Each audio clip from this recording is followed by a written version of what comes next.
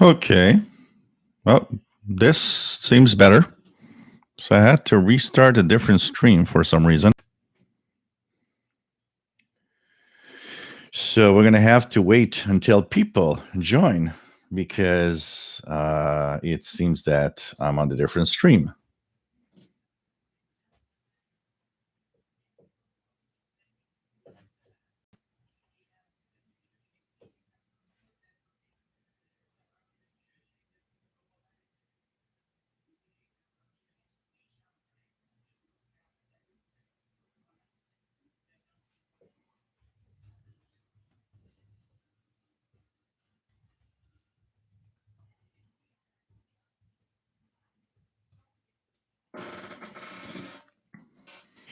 Everybody should see me now. And I don't know why. Every setting is the same. I just restarted the stream with Google Chrome. For some reason, that is the only thing that happened. Oh, things happen. Welcome, everyone. That's what you call working under pressure. You get live and there's no sound, and people are watching, and you're like, yeah, what am I going to do now? What am I going to do now? So let me just position myself correctly. Hope everybody's all right.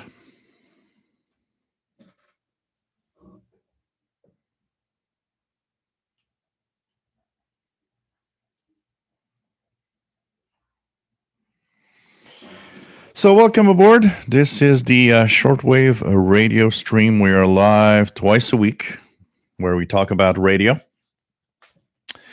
And basically we just have fun and, share our knowledge, talk about it. We've been off for a week because of it's very complicated what's happening. I'm not going to go into details, but let's say that helping a friend that is going downhill constantly with no possibilities of going better is a tough ride. But, somebody's got to help. Somebody's going to be there. So welcome, everyone. So last week I took a week off, a welcome week, because what all happening was complicated. So welcome aboard, and we're back with the regular schedule, and we're back with the shows and having fun. And I hope that everybody will enjoy the show tonight. Sorry, I had to restart the stream. Seems a little problemized with, I don't know where actually, because all I did was restart. So it's as if it didn't pick up the correct audio device. Even though I had chosen the console and the settings, it just didn't want to use the console, basically. So welcome aboard, everybody. My name is Gilles. I'm located in Montreal, Quebec, Canada. We are in the northeast part of North America. We do this show twice a week on Wednesday, 7 p.m. Eastern Time. That's 00 hours Universal Time. And we, of course, also are on Saturday at 3 p.m. Eastern Time, 20 hours Universal Time. We talk about radio, share about our hobby, and have fun. I mean, this is the cool part of it. We just have fun and share our knowledge with radio, and nothing. One of the things that I hate and I don't want here is this to be a professional, know-it-all show where people that ask questions don't feel welcome. And I've lived through that with ham operators, and I'll be fair, not all ham operators are like that. A lot of the hams that I actually encountered through my life were most of them were really cool guys and happy to help out and talk about the hobby. But you get that elder that just doesn't care, and just thinks that because you're a listener, you're down that list of important people. So it's kind of interesting to see that, and in every hobby, I think every hobby has its expert that just tries to it's a know it all. I know it all, and listen, and oh, you dabble in CB radio, you're that inferior kind of people. I hate that. It's the kind of thing that I just can't understand. Everybody's welcome. Radio's radio. I got poo-pooed a lot on the channel for posting videos of the CB radio here, or even videos of Skip on CB. And you know what? Some of them were hams because they had their call signs that were in the name of their channel or their account. And you're like, yeah, so you're the kind of idiot that unless you're a fully licensed ham that has its top ticket, you're an idiot of the radio world. Well, I can tell you one thing. I've seen a lot of the people out there that are hams and that have all their tickets, and I can tell you they're the most boring people in the world, radio wise. And it's not because you got your ham ticket that you're necessarily fun to listen to. This is a place where I don't want that. I don't want to have a class of users or a class of, you come to my Facebook page or this channel, and the only thing you got is a CB radio. That is cool. I'm happy to see you. I'm happy to have you around. You know what? It's not because it's shortwave related that you have to dabble in everything shortwave. And remember that CB radio is shortwave also. And I just find it funny, when people start like, boring CB stuff. And it's like, you know what? I just don't care. I don't care what you think with that. It's, it's your personal opinion. If you're closed to everything that exists out there in radio, it's sad because you're missing out on a lot. And it's a world of contradiction. I see people, every time I post a video of the out of banders, it's like, you shouldn't post videos of that. Why? It's radio. It is radio. It's part of the spectrum of the shortwave radio. And you know what?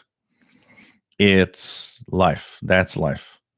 You know what? Some people will never get a license. Some people will never want a license, but they'll be on the CB skip trying to contact somebody in, another part of the world. Same with pirate radio. When you talk too much about pirate radio, you get these people that just, comment and say, hey, you're talking about pirate radios, these idiots without tickets that, take over the airwaves without a license, blah, blah, blah. I'm not in that range of guy. I actually think I do not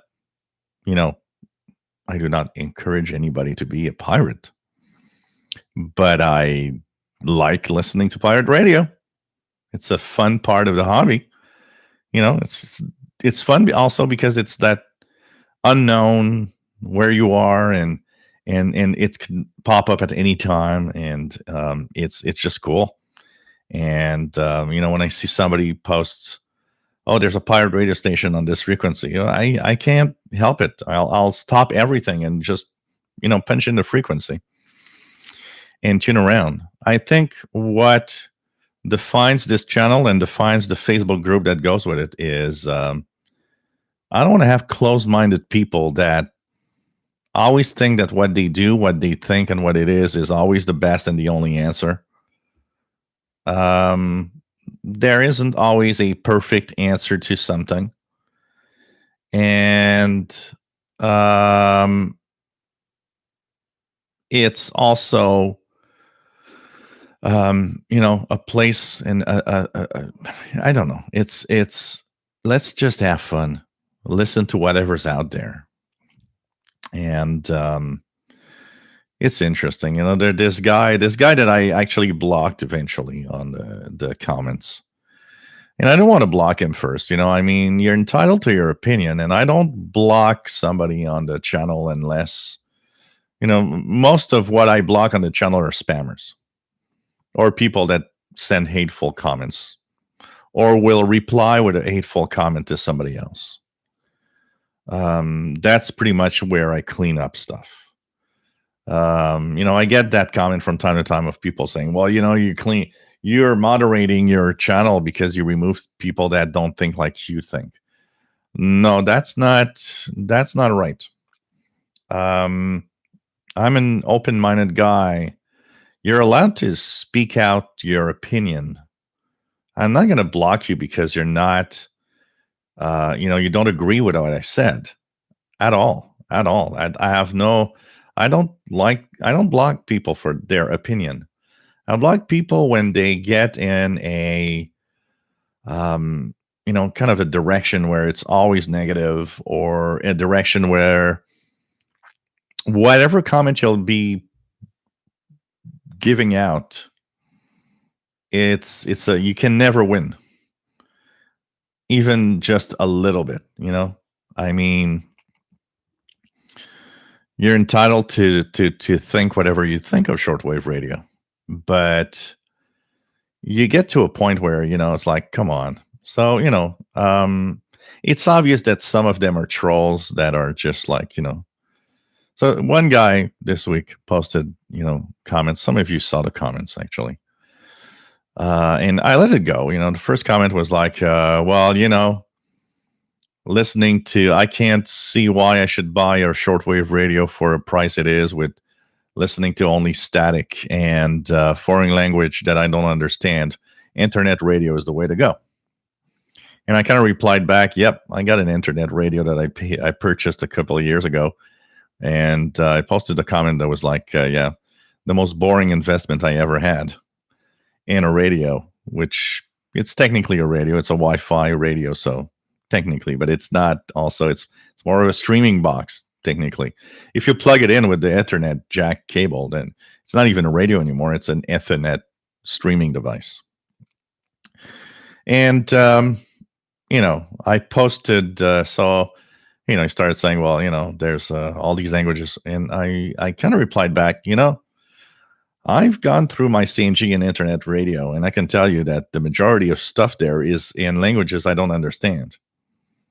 So when you say, well, listening to shortwave in languages I don't understand, there's actually more language you can understand on shortwave because there's services in different languages, where internet, they don't have to speak in whatever other language than their local language, the country you're listening to.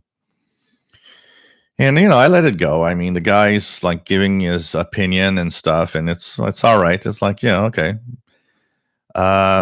Where I blocked him is when I posted a couple of videos of Radio TV Mali and Radio what was it? Radio Amazonas Brazil. And the only comment he had was, "Oh wow, nice static." And it's like, okay, clearly you just don't care. And there's giving your opinion on what you think is better and where shortwave is, and there's just always bashing or always ranting at whatever you see. And I understand one thing, and I think we all do understand one thing, because we all have somebody in our family or friends that one of the things that we see is that they always say, oh, you're listening to that static. You understand from that comment that there will never be listening to radio with you. And we are a unique kind of crowd that do something very special. But vodka and cranberry juice. Cheers, everybody. But why take the time to rant on a channel when you obviously the only thing you see is that there's nothing interesting and that people are wasting their time and their money. And it's like, yeah, you just don't understand who we are and what we are. And, if I have the choice of listening to Radio New Zealand streaming off my internet radio or through my shortwave radio with an antenna, it's so much more cool to have it through my radio with an antenna on it than streaming on the web. I don't know. I don't find any thrill of streaming a station from another country on the internet. There's something about that that's like, yeah, so, I don't see the fun of it. Now, let's be fair. Technologically, it's amazing. 30 years ago, we could not stream stations off the internet. That was cool when it arrived, and it is still cool when you think about it. But we are radio geeks, and that's not where we are. That's not what we want. That's the thing. So, I finally blocked him because it's like, well, you never have anything positive, and your comments are obviously always, oh, nice noise, nice. What are you doing here? Why are you wasting your time posting comments, first of all, when all you have to do and say is negative? This is, part of our hobby. And like I say, I don't want that here. I want people that enjoy their hobby and either want to learn or you're entitled and or not. We don't all agree on the same exact level of what shortwave is all about, and depending on what you listen to. But I think the basics is we all have fun with radio. Let's start with that. And we each enjoy our hobby differently. There are people in this world that are luckier than others. For example, you guys in Europe don't understand how lucky you guys are of all the broadcasts you can get much more clearly than in North America. I can tell you that. It's something to cherish, especially when there are regions like North America that lost a lot of their targeted broadcast. It doesn't mean we're not listening to some stations anymore. It's just that it's, voice. If you listen to Radio France, it's not as easy as it used to be. You guys that have been here for a long time, you guys remember BBC World Service. It wasn't, all evening. They were broadcasting from the Antigua relay. Sorry. And that was, a strong signal. HCJB in Quito, Ecuador, easy to listen to. And North America got a little left off from broadcasts. But, in an afternoon, I can still listen to quite a few broadcasts. It's just that signal is not as strong because they're not directing their broadcast to us. What I notice about Europe, because there's still a lot of broadcasts to Europe from many stations that do not give out a broadcast to North America, is also that you guys are lucky in another way. A lot of transmissions to Africa come from transmitter sites that will send their signal towards your area. So, if transmissions from Madagascar to East Africa, when you look at a world map, the first thing you notice is, oh, that signal is going right into Europe. It's not the target area, but you're in the target area by default. The BBC and the Ascension Islands to West Africa, that's going right up to you guys in Europe. The Voice of America, when it broadcasts from Sao Tome or from Botswana, it's to Western Africa or Eastern Africa. It's a general vicinity of going towards Europe. There's a lot of these signals that are really good in Europe because of that. When somebody in Europe, I've had a few people in Europe that it tells me that there's probably too much noise in their area. When somebody in Europe tells me, there was one in Norway. Oh, well, I guess I'm too far away. His comment was always the same. I guess I'm too far away from all the broadcasters. I hear nothing. Well, I use a SDR that's in Sweden, and I can tell you that SDR gets a lot of signals. A lot of signals. I am almost jealous when I actually use it.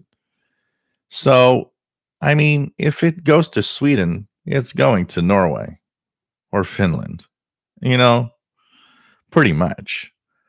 And that's where I see that, yeah, okay, your setup or your noise level is too high. Because of course, some of these SDRs, we gotta admit that some of these SDRs are really quiet and are amazing. But I think that that's where it's tough to explain to people. I get requests all the time. People saying, "Hey, you know what? I find your channel cool. I see what you're getting."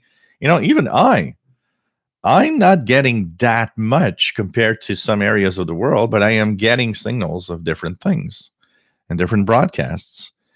And then you get this comment from someone that says, I purchased a radio because I live in North America and I see what you get. So it's like, oh, I'm going to get those signals. And they come back and they say, I get nothing.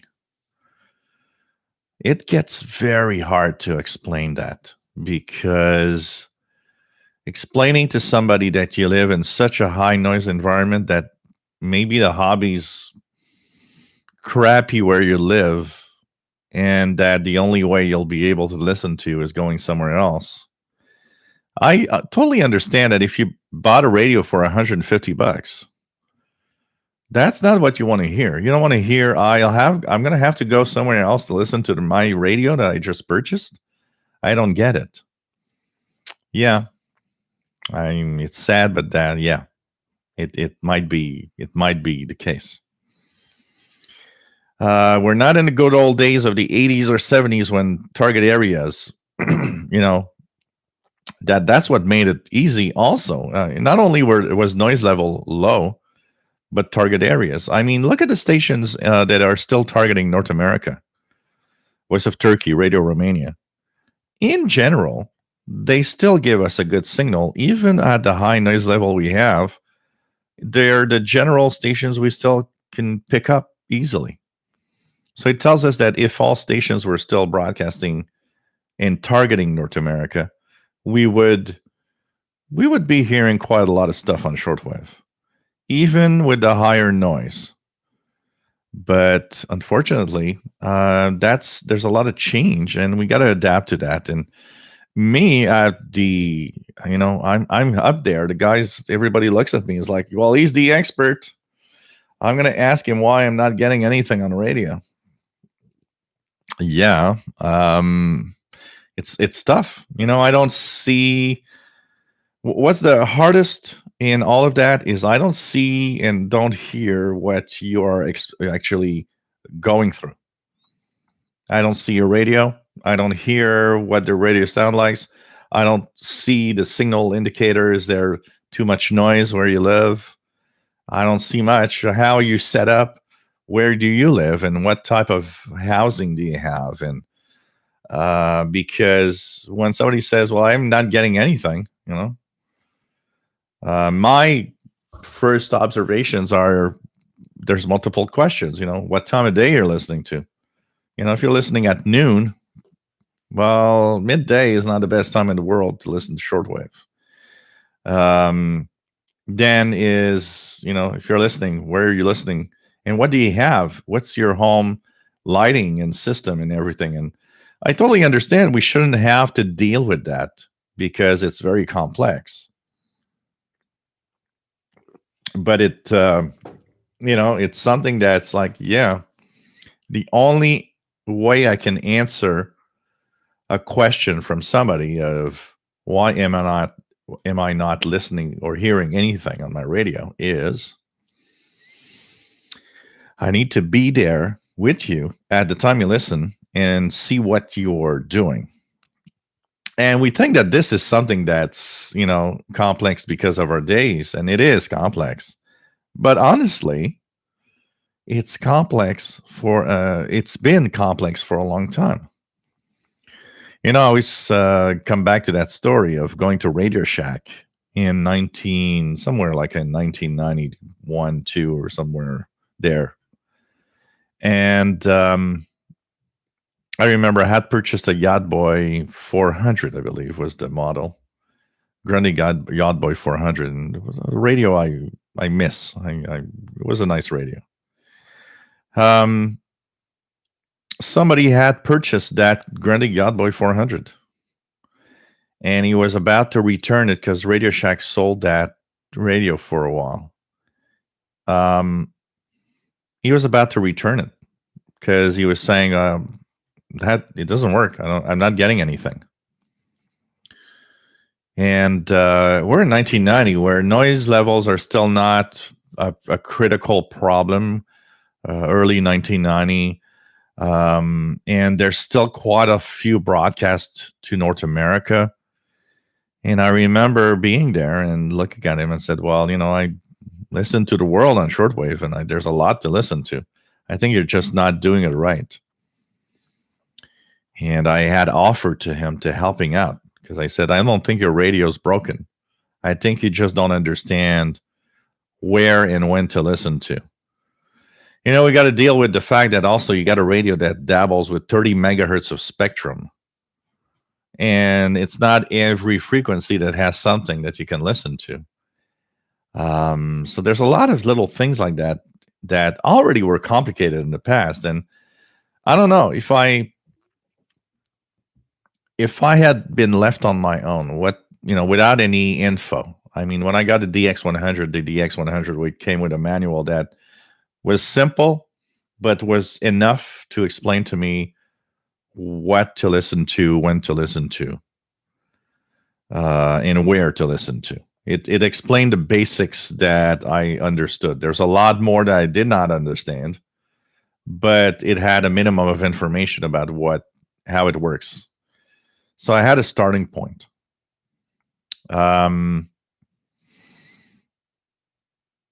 If I had been left alone, probably I would still have found that it's cool, because I would have just played around and tuned around, because I'm a curious guy.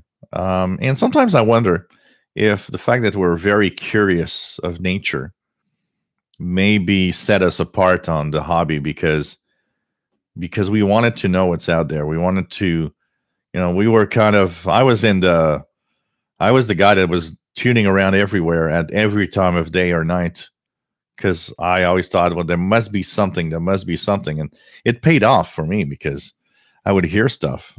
For example, very simple. The first time ever, we always talk about the day-night stuff. Daytime is higher frequencies, nighttime is low frequencies. But it's not clear cut like that. There's a complexity in the propagation with the time of year, and then understanding that it's not because it's dark where you are that you can't hear a higher frequency sometimes, because the path where the signal comes from is in daytime, most of it. So you can still hear stuff. And that's what happens in the summertime in North America. We hear New Zealand on, even when they're on 15,720 in the past years. How come I'm hearing 15,720 at midnight? It's dark. Well, because the majority of the path of that signal is in the daytime. So it only has a short path to do in the darkness. So it's still there. But it's, it's something complex to explain. And it's something complex when you think about it to see how propagation can be, very unique for certain signals. So I remember the first time ever I heard Radio Australia, it was on I believe it was on the 16 meter band, at least. If not, maybe even the 13 meter band. So, we go back into 1982. Solar activity is quite high. We're in the downside, I think, of a solar cycle, but with very high solar activity still. So 13-meter band is a killer band. There's tons of signals there in the daytime. And I remember very quiet night going slowly up the frequency range on the 15, 16, 17, 18, 19, 20 megahertz. And I still remember because it was that lonely signal. I was tuning around and it was the only thing there. I would have tuned everywhere else. I tried a lot. There was nothing else. That was like the only little thing on 13 meters. And I guess it was, maybe 10 p.m. local, which means summertime was about 0200 UT. And I heard a broadcast in English and I didn't know what it was. And, at that time, I was still not in the knowledge of daytime, nighttime, and frequencies and stuff. That's why I was tuning everywhere. And maybe it's a good thing. Sometimes having too much knowledge maybe blocks you. I think when you think too much with your knowledge and the things you know and what you learned, you block yourself from the unusual. You got to move out of the box sometimes, because that's how you find or hear or do something incredible. So not having that knowledge at the time, I didn't know why, signals were not propagating necessarily at all at nighttime on the frequency range or daytime or so on. I remember looking at the book and, every shortwave radio of the time, and even a few of them today, have these outdated lists of broadcasts that you look at. And I still remember seeing these, for me, it was like exotic, seeing like Radio Cultural 3300 and stuff like that. And I would actually go in that range thinking, I'm going to get Radio Cultural from Guatemala, or I'm going to get, whatever. But, a lot of the stations in that list were not there anymore. And even some that were there, they were so weak that with a DX100 in my setup, it was impossible. But still, I was like, oh, wow, I'm going to get Radio Cultural in Guatemala. That must be cool. This is exotic. It's like, well, static. I'm not hearing anything, And of course, it's analog. So you're just going around and thinking, well, maybe I'm just missing it when I'm tuning too fast, But that little lonely beacon in the nighttime, Radio Australia, something in English. It took I remember I tuned. I probably listened into the English broadcast for at least 25 minutes before they mentioned it was Radio Australia. And I started jumping on and down. I was alone. My parents were sleeping. I was alone in the living room. And I started jumping up and down, being amazed that I am now getting a signal that's coming from the other side of the planet. Man, that was amazing. Man, that was so cool. So, it's a hobby that is amazing when you take the time to tune, go out of the box and all, but it's just so cool. So, okay. I've been talking for half an hour. You guys must be desperate for me to do something else. So, hey, welcome aboard, everybody. My name is Gilles, located in Montreal, Quebec, Canada, Northeast part of North America. Fantastic chat room with wonderful people here. Facebook group, official SWL channel, if you want to join.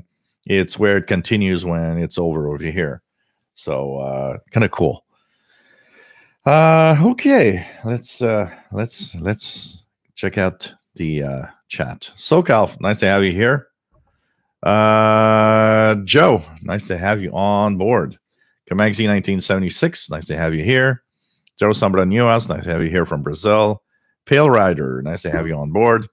Michael, nice to have you on board from Melbourne, VK3MPO. Canadian Radio TV guy, nice to have you here. Trim Valley, Mr. Bale, nice to have you on board. KW1161, nice to have you on board from Tucson, Arizona. Joe Rodman, nice to have you here. Yogime, nice to have you on board. Michael Satterfield, nice to have you here. Andy, 2E0REE, nice to have you here. Robert Cross, nice to have you on board. Mike, WDX50, nice to have you here. Roger Wilco, nice to have you on board. Joe Tyson from North Carolina, KM4WRQ. Bobby Burgess, nice to have you here from Louisiana, WA5107SWL is the shortwave call sign. And Tal Terksey, nice to have you here. Brian Penny from Cape Cod, Massachusetts. Nice to have you on board, and it's got very good long wave conditions. Pretty cool. And I see you guys are receiving these stations, these transatlantic stations on long wave. I'm jealous.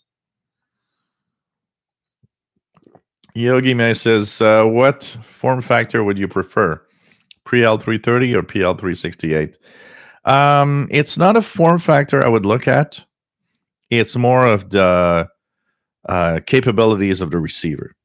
So, PL368 has the same form factor as the 365 or the Connicom GP5.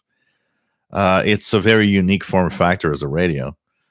But that is not what I would be looking at, honestly, in a radio. The size, the form factor, whatever, is not what makes me buy a radio in general. It's more of, okay, what do you give me in performance and features for the price? That's where I'm going to probably choose a radio over the other. So I might be choosing the PL330 for that reason, although I don't have a lot of details of the PL368. Hi, Brawler. Nice to have you here from Arkansas. Trim Valley Mr. Bale got Super Don Radar. David, KJ4CMY, made it. Nice to have you on board from Georgia. VT Radio, nice to have you here from Essex Junction, Vermont.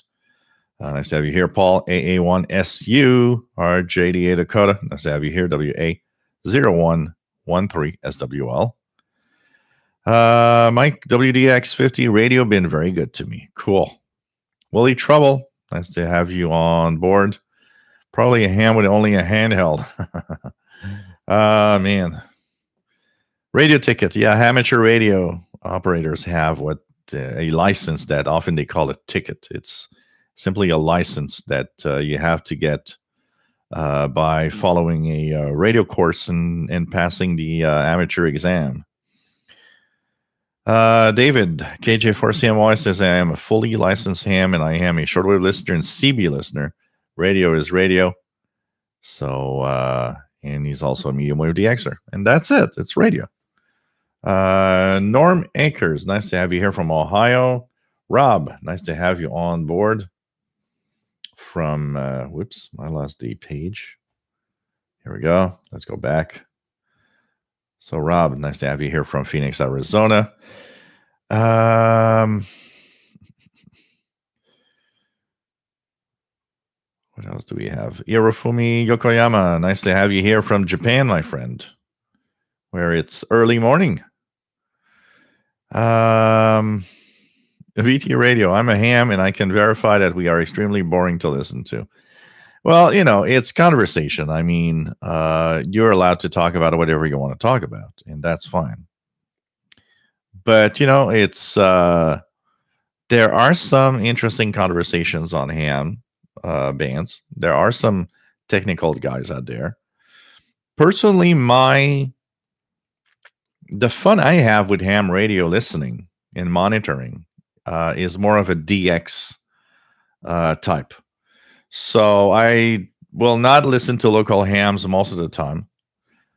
But if I hear a station from, Africa or Europe or whatever making contacts, I'll have fun listening to that.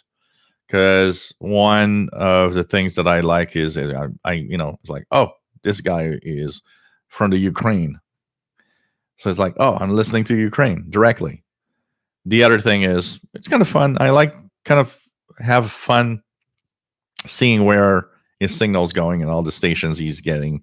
And at the same time, what stations are replying back that I can also hear. And it's like, oh, this is cool. I'm hearing Ukraine and I'm hearing the West Coast, California or Vancouver or British Columbia or whatever. And you're thinking, wow, this is cool. I'm hearing, both sides. So that's my fun of ham radio most of the time. I'll be a little more local if I go to 80 meters. I'll tune around and see if some guys are talking about a radio or something. 160 meters or more technical most of the time. I know there's 160 meters. A lot of the conversations going there are very, very technical. I think it's technical guys proud of, we're on this exclusive band 160 meters because we got the antennas and the equipment, for sure. So, like I was saying, VTA Radio, this is vodka and cranberry juice. So, cheers.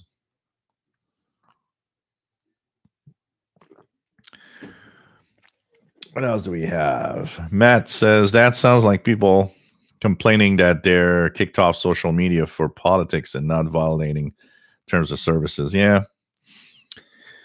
Will trouble, mutual respect, and tactful disagreements are productive. Yep, absolutely. James Johnson, nice to have you here. There's no challenge to internet radio. There is no challenge because you can get anything that's streaming out there. There's no challenge in me listening to Radio Australia through the internet radio. It's a stream. It's there. You just have to tune to know what's the link to it. There's no challenge where shortwave is a challenge. You got to work to make sure that you can get that signal and so on. There's something about it. The only thing because my internet radio is going to stop working in a couple of months, and I'm not replacing it. That's for sure. The only thing I did with my internet radio over the years, I noticed, was mostly a listen to music because it has an amazing sound quality. And I would listen to music streams because I went through the different countries and channels, and that one thing that it made me realize is how many streams of everything available out there, which is crazy. There's all sorts of weirdness in radio stuff, and it's like anybody that wants to have a voice has a voice there. I mean, that's internet radio for you. It's like YouTube.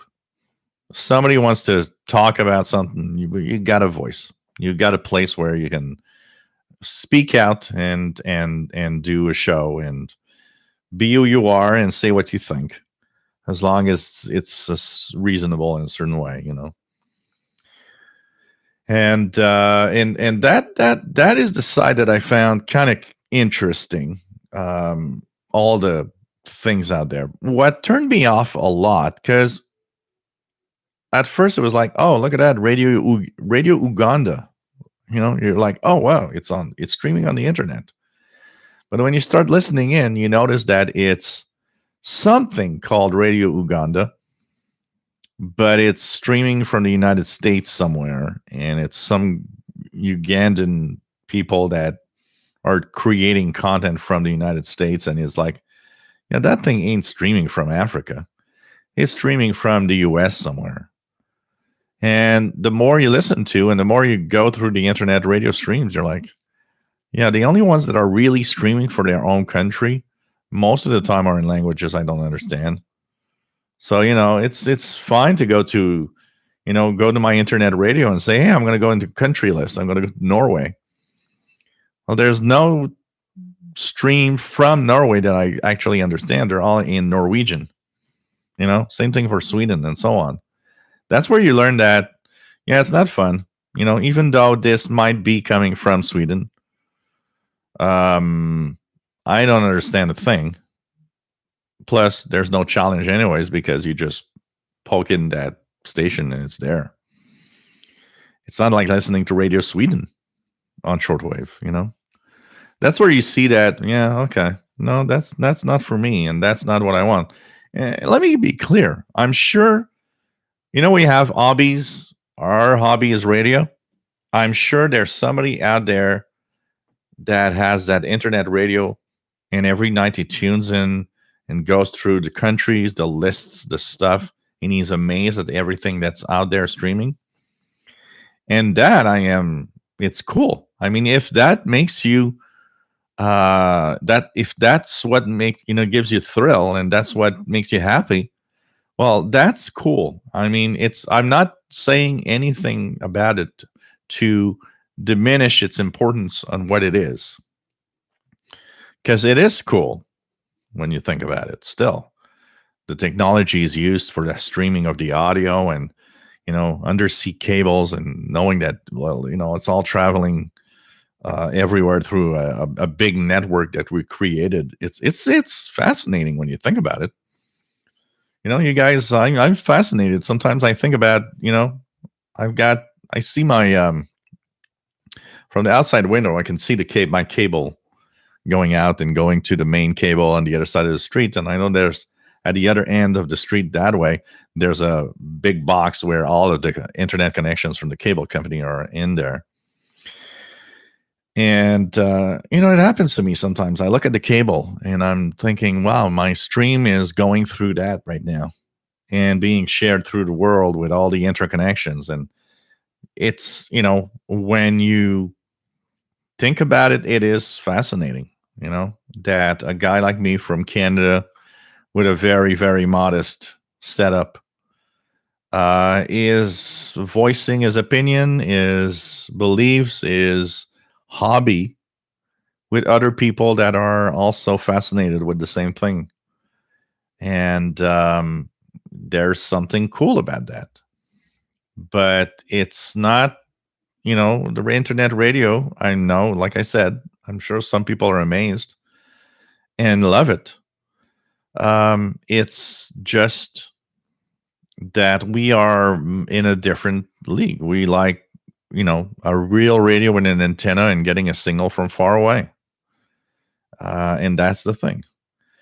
Moonfest Madness, nice to have you here. Liberator says, study electronics, experiment technology is changing so fast. Mesh network, Wi-Fi, Raspberry Pi. There's a lot of stuff happening.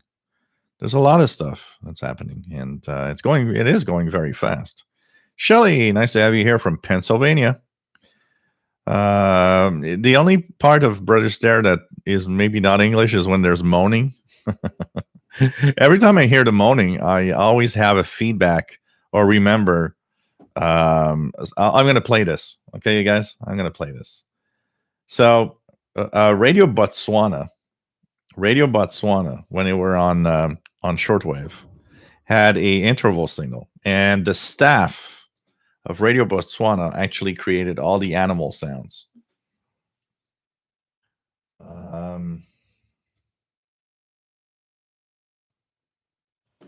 Got it here. So this is Radio Botswana, apparently from 1976. I'm going to see if it's the interval signal that I'm used to. But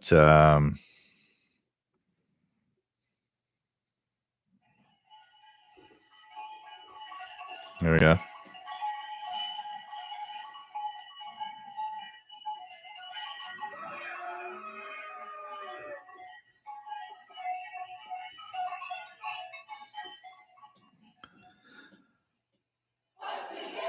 Okay, now here's we don't hear all of it because there's cows, there's all sorts of animal in it.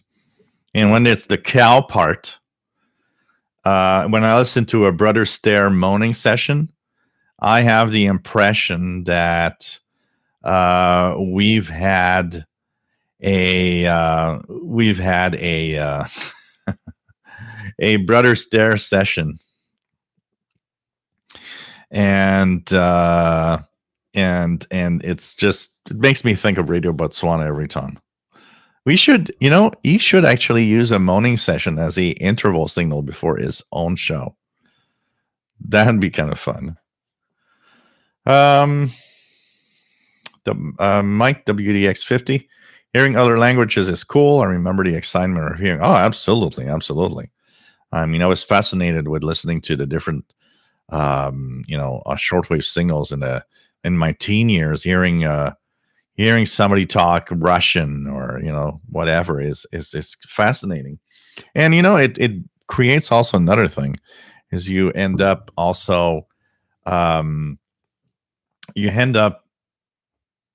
identifying languages, which is also very cool when you think about it.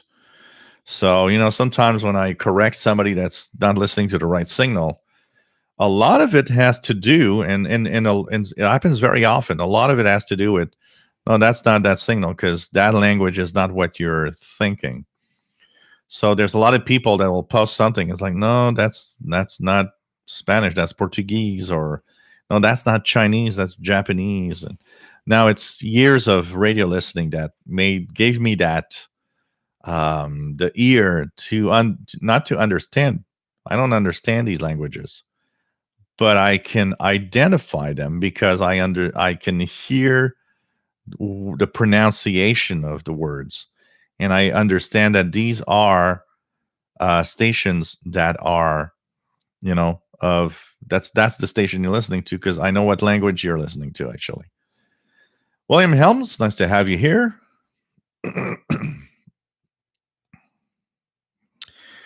David Gagnon, still don't understand SDR. What is the SDR that you have, first of all? That's the first thing you need to know. What is the SDR that you have? Because any decent SDR receives signals. I'm getting 49 meter band and tons of things here, and it's really, really nice. So what SDR are you using, first of all? And is it set up right? That's the other thing also. What else do we have? If I missed you, by the way, just say hello again. John Jensen, K9WXX, nice to have you here. What else do we have?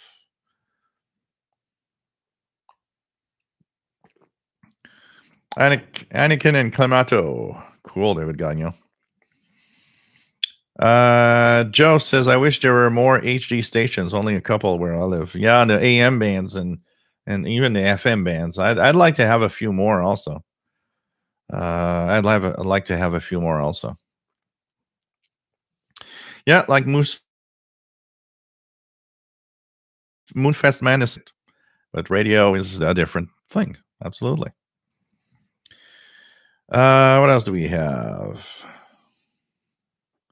Robert Cross. I have the same problem with my family members that I listen to all the to that all the time. I enjoy listening to shortwave. Yeah, it's something you can't you can't explain it.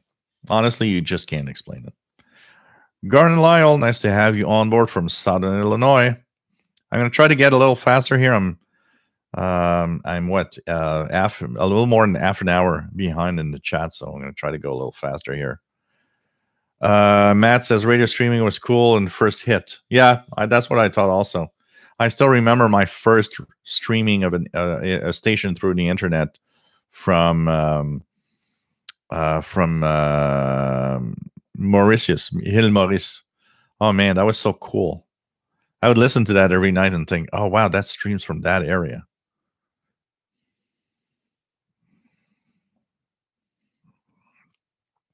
Yeah, internet radio does not work much when the internet's gone, that's for sure. Yeah,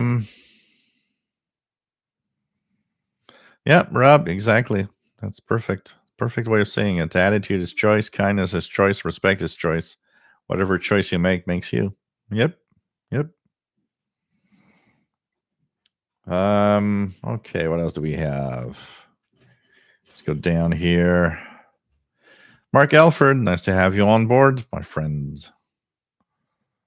I remember listening to station streaming with Real Player. Real Player was the thing back then. That's how you would stream audio with real audio and real video. Dean Hintz says, excellent point. Plus listening to a traditional radio, and remember listening to shortwave with my grandfather, thinking how cool it was that we could listen to other countries in other languages. Yep, absolutely. Absolutely.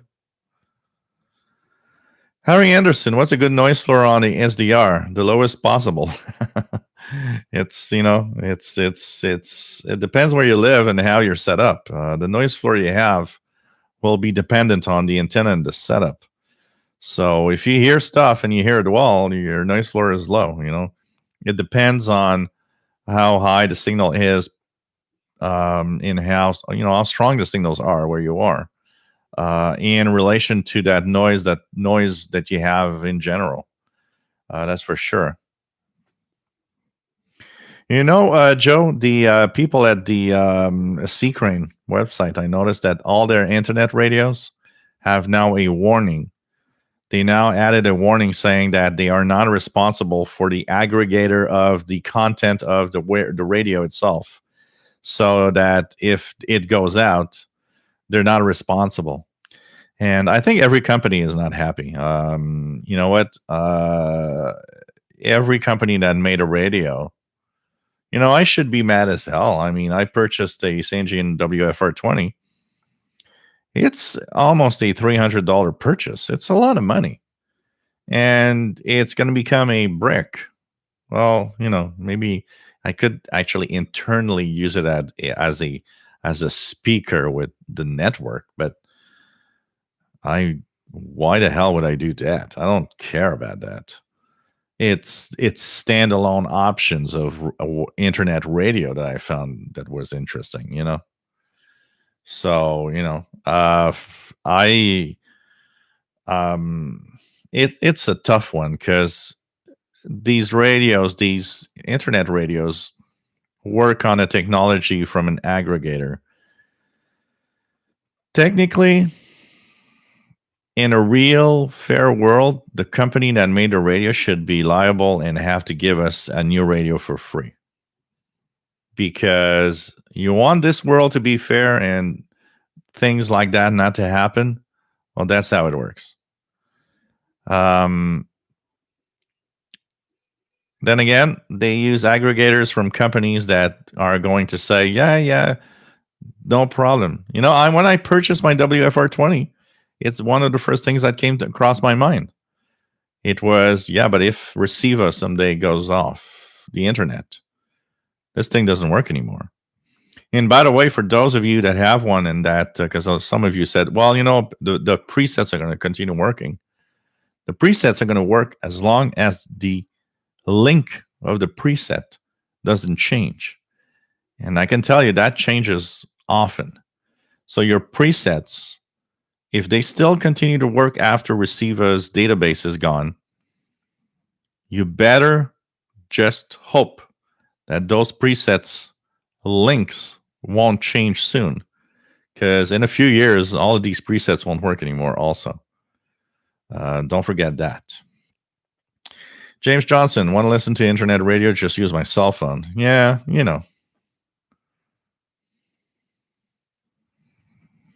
Yeah, Jimmy Jam Jar. I tuned a few SDRs in Asia and a few in Australia. One thing for sure, you guys are bombarded with Chinese and Asian languages with all the shortwave broadcasts over there. That's for sure.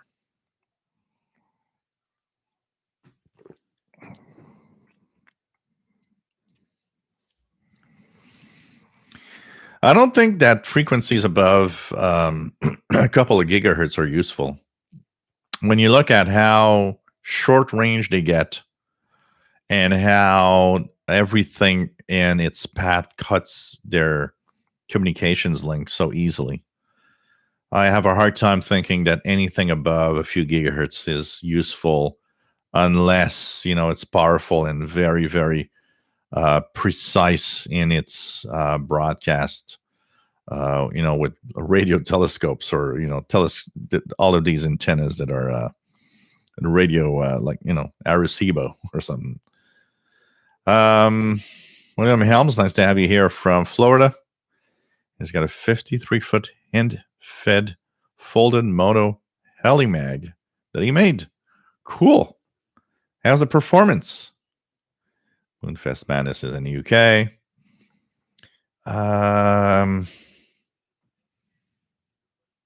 RJD Dakota. Very true that media censorship does force you to find it on a real radio station from overseas. That also is a great point for shortwave. Things go bad, you can listen to another country's news about what's happening at your area to see if Am I getting the real news here? Ental is from Hungary. Cool. I think it's the first time we get somebody from Hungary. I don't remember ever having somebody from Hungary before. Welcome aboard. I miss Radio Budapest. Not the communist era Budapest, but the more modern Radio Budapest that was available after the teardown of the Iron Curtain and the Berlin Wall.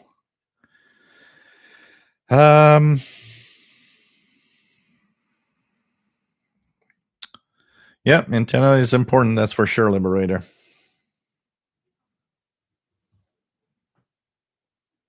What else do we have? Chrissy Freitas, nice to have you here, Chrissy, on snowy Nashville. We had about couple of inches, 1 or 2 inches here, 2 inches. I would say about 2 inches since last night. It's going to be very cold in the next few days. Kevin, nice to have you here from New Jersey. WS2H is listening to 5935 Old Time Radio Show. Cool. Learn about septic tanks, listening to some Southern hams talking about their rural homesteads. Hey, you know, and some of them have prostate problems. I can tell you that. Joseph Heckenbaum, nice to have you here from Central California. Propagation really nice today. Enjoying and scanning through the bands. Cool. Let's go down. Robert Prosper in a steel reinforced apartment building in the middle of Manhattan. Nothing much matters. Yeah, then you need to get out. You need to get out. Roger Wolko, 6605. Yeah, it must be 6607. If you're in upper sideband and you're hearing Morse code, 6607, which is the it's the let's try it here. 6607. Am I hearing it?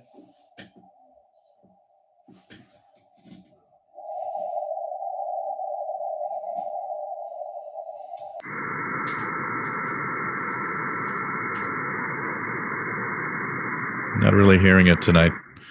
So if you're hearing Morse code on upper sideband 6605, you're probably hearing 4XZ from Israel. It's the Israel Navy. Bernie Dodge, 60s were even more amazing than later than that. Every Soviet bloc country was blasting away at the U.S. for several hours every night. Yep, absolutely. A radio hack. Oh, man. Keegan, XNADXer, nice to have you on board, my friend.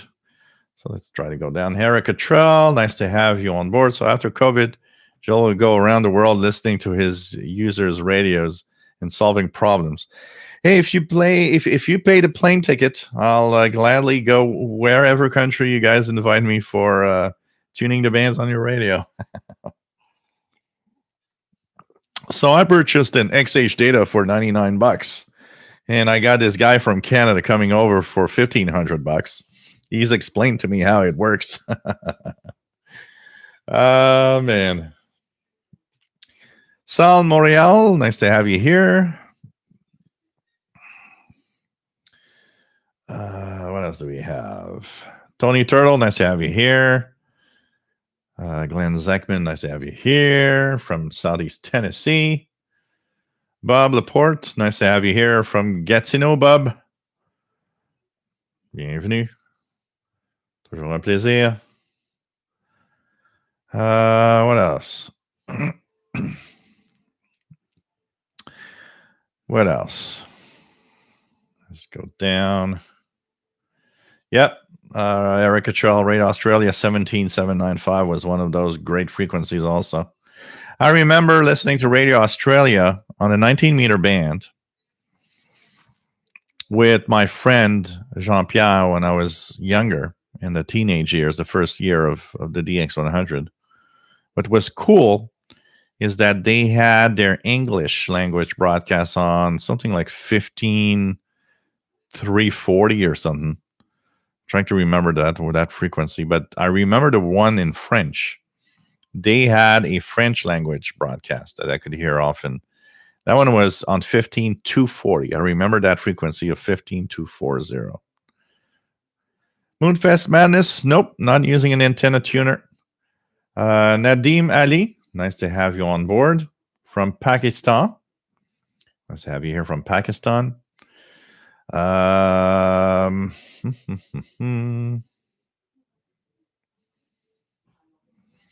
Rick, nice to have you here from Milwaukee. Nice to have you on board. Joseph is picking up some weird periodic single-tone transmissions on 17810 in California. Kind of interesting. With no discernible pattern. V3KRP, nice to have you here. Fast Eddie in Thunder Bay, Ontario. B. Berthold, nice to have you on board from Arizona and 0WPX. Paul Hughes, nice to have you here, Paul. ON7ARF in Belgium.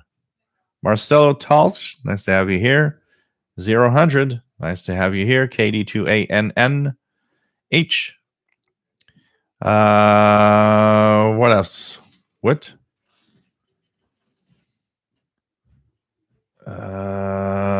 What else?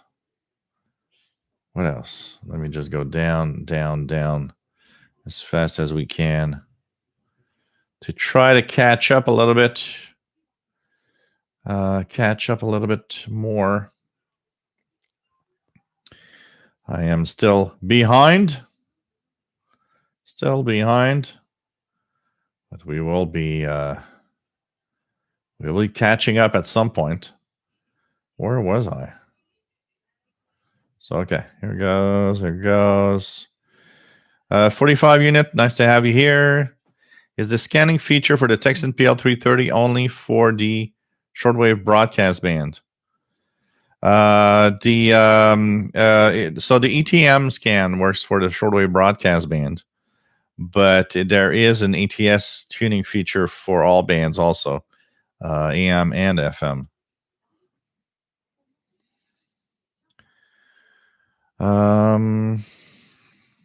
Kimberly, K6YYL, nice to have you here from California. Always nice to have you on board. Lacrosse from Wisconsin, nice to have you here. What else? Patrick Manny, how's DX the cat going? Pretty good. DX the cat is a happy cat. We now have DX the cat, and we have another cat, that stray cat that comes, a female cat. She's been spending the night here all the time, and she comes every night, spends the night, wakes me up at 6 a.m. because she wants to go back out. She wants food and then go back out, and I don't see her from all day. She's kind of cute. What else do we have? Alan Krug, nice to have you here from Louisville, Kentucky. Pretty cool.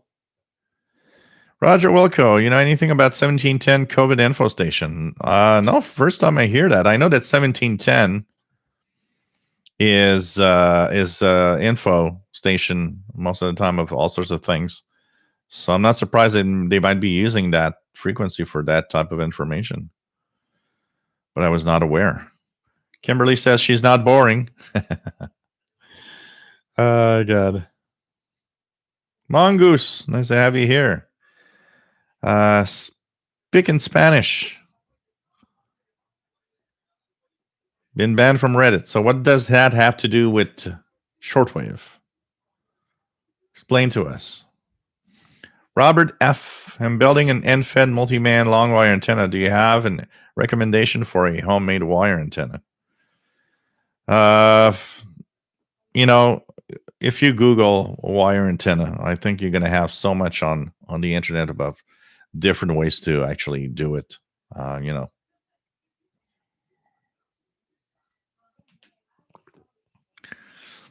Yeah, Matt. Well, you know, internet radio where you can ask is called a smart speaker.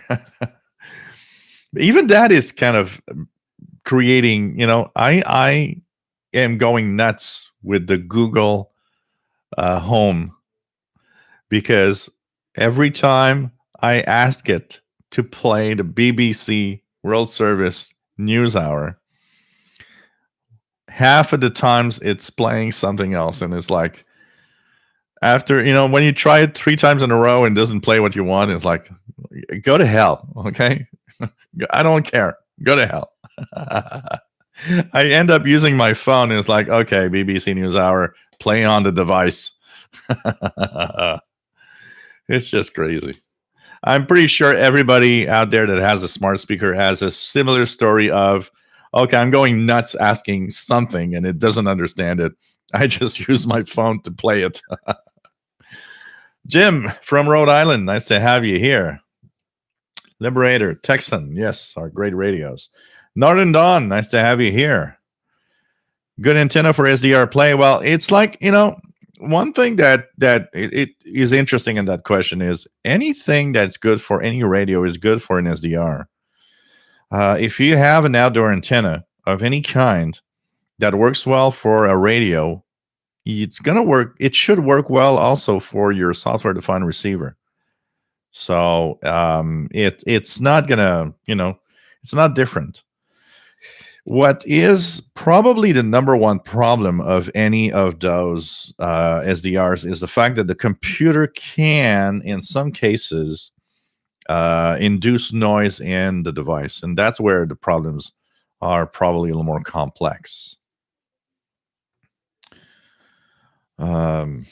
Casey Red Dragon, nice to have you here. Randall Clons from Chicago, nice to have you on board. Canadian Radio TV guy, yep. We already have one closure here. So that happened last year. Last year they started announcing on some of the weather radio stations in Canada. They actually were playing a loop in the beginning of the broadcast saying that this station will be going away. Here in where I live, I get from Environment Canada, I was getting 3 stations. I was getting, so I get the Montreal one on 162.550. I get the one from the Sherbrooke region in the Estrie area at 162.475. And also 162.475, when I would move my scanner radio, I would get the one in Mont-Tremblant and the Laurentide. And both Mont-Tremblant and the Sherbrooke stations about 2 months ago had a broadcast announcement saying that the station would be leaving in the next few weeks. And that's why we talked about it. I made a video about it, and I was actually asking everybody, if you are in a region where it says that the service is going to be gone, call in and complain and say that you don't want it and that it's important to keep it up. And I think it works when you complain, because both the Sherbrooke and Mont-Tremblant were supposed to get off. And I noticed that the one in Sherbrooke, after a couple of weeks, the announcement stopped. And it's still on the air. The only one that really left was Mont-Tremblant. The Mont-Tremblant, I can't hear it anymore, so I guess they shut it down. So if you live in Canada, and you have or are in an area where the Environment Canada weather stations are giving an announcement, remember that they are giving out details, email, some are giving out phone numbers. Do complain. Because you know what? I mean, I'm tired of the governments and the services. I mean, we're paying taxes and we're paying income tax on, and we're paying a lot every year for all sorts of services around us.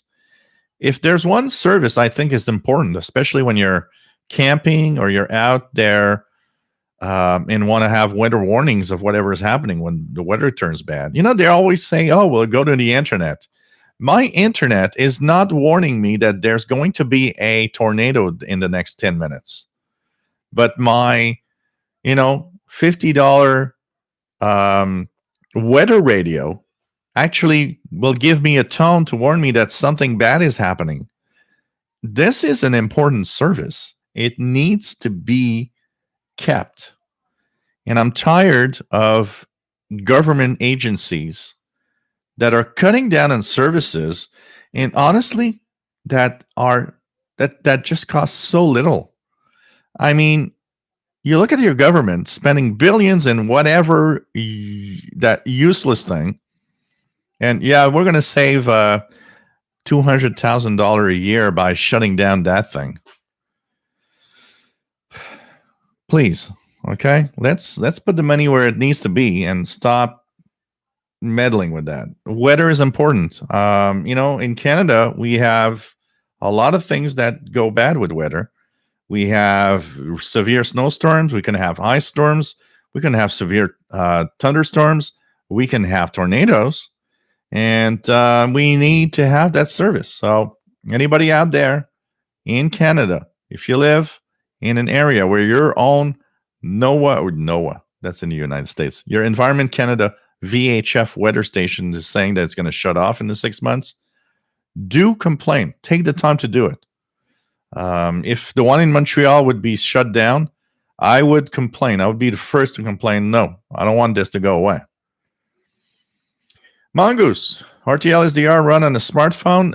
Yes, if you have a modern smartphone, you can use SDR Touch with the SDR Touch driver and link, and actually you can plug that SDR on your smartphone. On a VHF UHF channel, I have a couple of videos showing how I did it with my an older smartphone.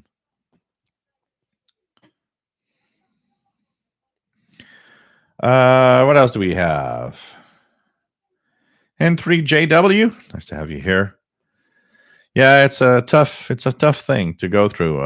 When you help out somebody that is going downhill and being sick, and it's getting worse, not better.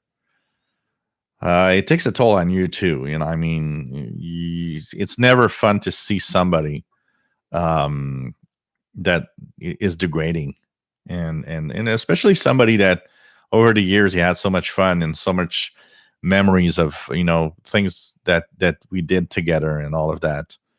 It's a tough thing to see. It's a tough thing to deal with, and it's a lot of stress also for the guy or the person that's helping out. W1TGG, nice to have you here, Radio Nerd. Nope, not a ham operator yet. Eventually.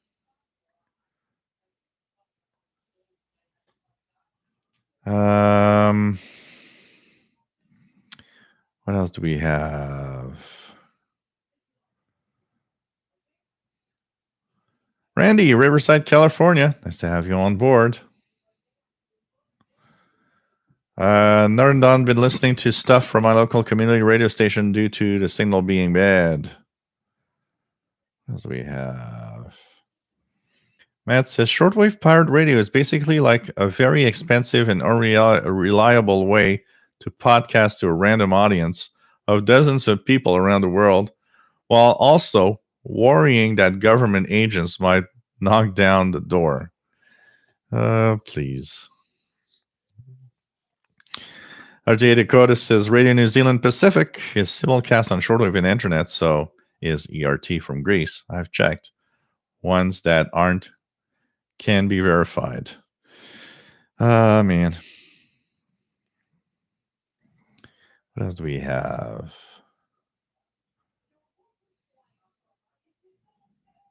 What do we have? Let me try to go down as fast as possible. TVDXer, bonjour, ça va bien, toi? J'espère que tu vas bien, toi aussi, TVDXer. Nice to have you on board, my friend.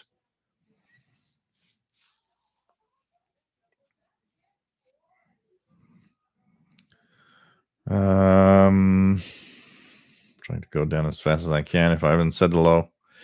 Albert Hurst, nice to have you here from Calgary. Nice to have you on board from Calgary. Casey Red Dragon, 7092, wideband digital signal. The RTL SDR V3, David. You need something that, first of all, make sure that the you isolate the noise. So make sure that it's an outdoor antenna that comes in with a coaxial cable that is shielded, because the first thing that can happen on an RTL SDR-V3 is that noise from your computer is washing out all the signals. The other thing, if you want to listen to shortwave on an RTL SDR-V3, you have to actually change the settings, because on the VHF UHF range it uses one setting.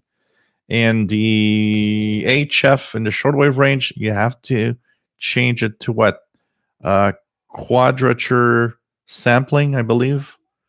Anybody out there with the RTL SDR-V3 can just confirm I'm not saying bull here. I think it's you have to use the option that says quadrature sample in the software. That will enable the shortwave spectrum. If you just leave it alone, it works on the VHF, UHF, but it will not receive shortwave. David Elkins, nice to have you here from Houston, Texas. Trustin, nice to have you on board. What else do you have? What else do we have?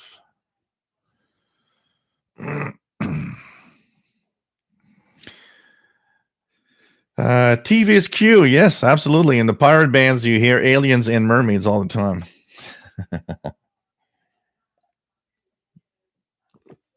Same thing here, Canadian Radio TV guy. Actually, WHR on 5920 is often the one that overloads on other signals when I use the outdoor antenna. Radioactive, nice to have you here from Oregon. Stun car driver, would an FFJ 959C antenna tuner help put in stations on a random wire antenna? It surely is going to. So if it's a manual tuning antenna tuner, because you got to be careful here, okay? Things like automatic antenna tuners are useless for listening, because they are made for transmission. They will actually auto tune the antenna for whatever frequency you're transmitting to.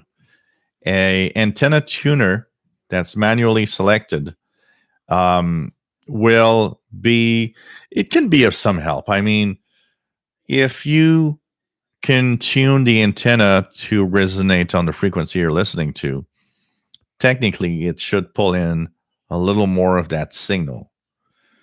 But antenna tuners on shortwave are not necessarily needed, even though, yeah, there could be some improvement.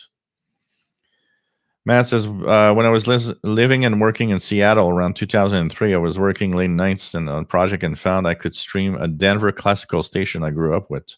That was really cool in time. Yeah, absolutely. I mean, I always had a lot of fun streaming at the time also, because it was like, oh, this is so cool, you know? But it kind of wears out because it doesn't reach, it's like, it's always there, compared to a shortwave where you are kind of working a little harder to get something from another part of the world,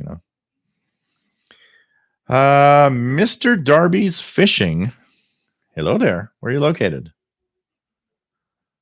Moonfest Madness, Real Audio sucked. Well, Real Audio and Real Video had one thing about their codec that was surprising. It wasn't good quality, no. But it was capable of streaming over what was very, in the late 90s, even early 2000, dial-up internet was the most popular way of being online.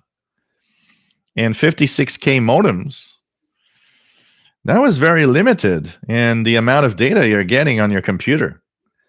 And Real Player was able to compress so much that you add the capability over a 56K modem of streaming a tiny video on your computer or audio. But the audio was not good. Absolutely. The audio was terrible. But it worked. And it worked because Real Player was able to compress it enough to pass it through a 56K modem. Then when broadband internet came, then we had other ways of doing it that were much better. And one of them is Winamp. Winamp, when they started doing some streaming stuff, Winamp had a better audio fidelity, but Winamp worked well when you had broadband. It would not work very well when it was always buffering on a 56K modem. I mean, if you've been on the internet for a long time, a lot of us, I was on the internet on a 56K modem for quite a while. And I mean, the content, imagine a 56K modem today, even just the Google logo would take time to actually show up on the screen. We take things for granted quite a lot right now, because when you look at that, you notice how we've evolved and how we're up to a certain point almost wasting bandwidth with a lot of stuff that we do. Okay, let me try to go down as fast. I'm still half an hour behind. I'm talking too much. Kamaxi 76. Oh, got to remember real video. It looked like you were watching video the size of a postage stamp. Yeah, because it couldn't get any high resolution because there was not a lot of data to go through. It was impossible. Oh man, Trimbali Mr. Bell's got 9330, which is the world's last chance broadcast from the WBCQ. Chrissy Freitas remembers listening to streaming audio on iTunes. Adding streams was a pain, but it was a wide variety that you can hear. BBC, VOA, RCI. Yep. Oh man. TVDXer, WCBS 880, booming in. Michael Shedga, can the output of the Texan PL990X be streamed via Bluetooth to my car radio? Nope. It works only in one direction. The Bluetooth of the radio is meant to be sent to the radio. So your phone's going to stream in your radio. Anything Bluetooth, the audio is going to play in the radio speaker. But it's not the other way around. The radio itself cannot send its audio to your car, for example. It's not going to work. Okay. Chastank, nice to have you here. If you ask a question, ask it again, because I'm going to go a little faster to try to really get a little more here. Cool AM Radio 4872, Mystery Radio 21 from Germany. I'm going to try it just out of curiosity. Anything here? Absolutely nothing here. What else do we have?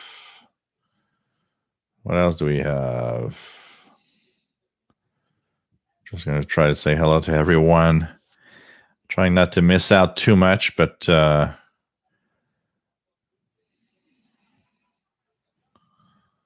what else do we have? Jasmine, nice to have you here from Seattle.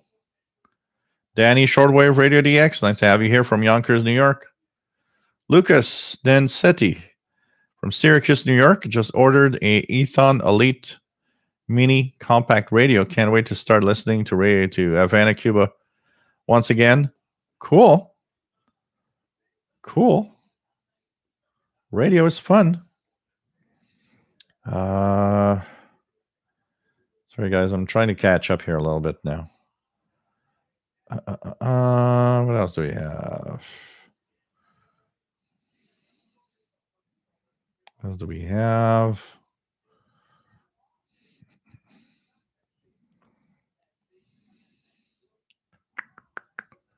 Going a little faster here, guys.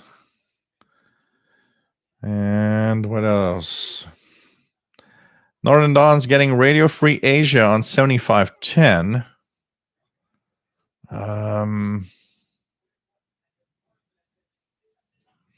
Yeah, 10 meters in all is open in the last few days. That's for sure. That's for sure.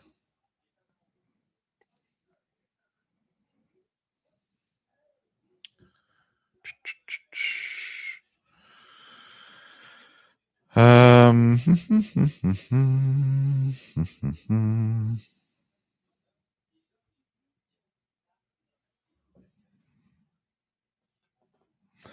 yeah, well, use good coax because for this for the noise level, good coax is important.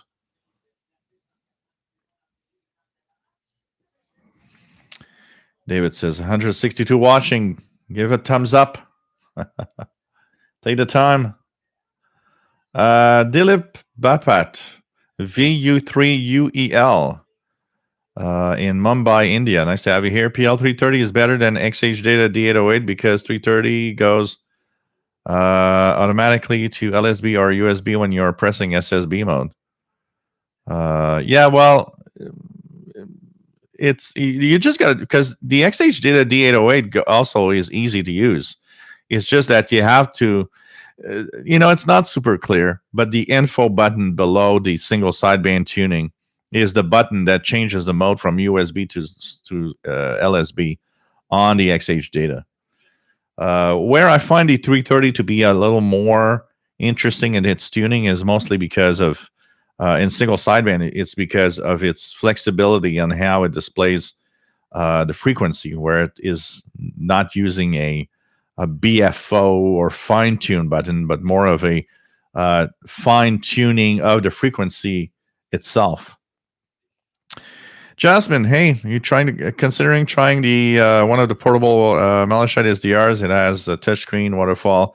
Yeah, it'd be something interesting, but problem is budget is something that is limits. So I got to choose what to get.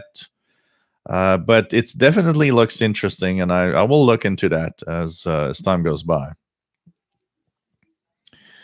What else? What else? What else? What else? What else?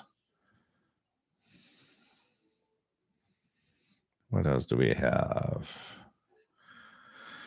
Joe says, is there an easier way to adjust the gain using SDR Sharp? I have to go through a few steps to be to adjust the gain and then reverse things to listen. All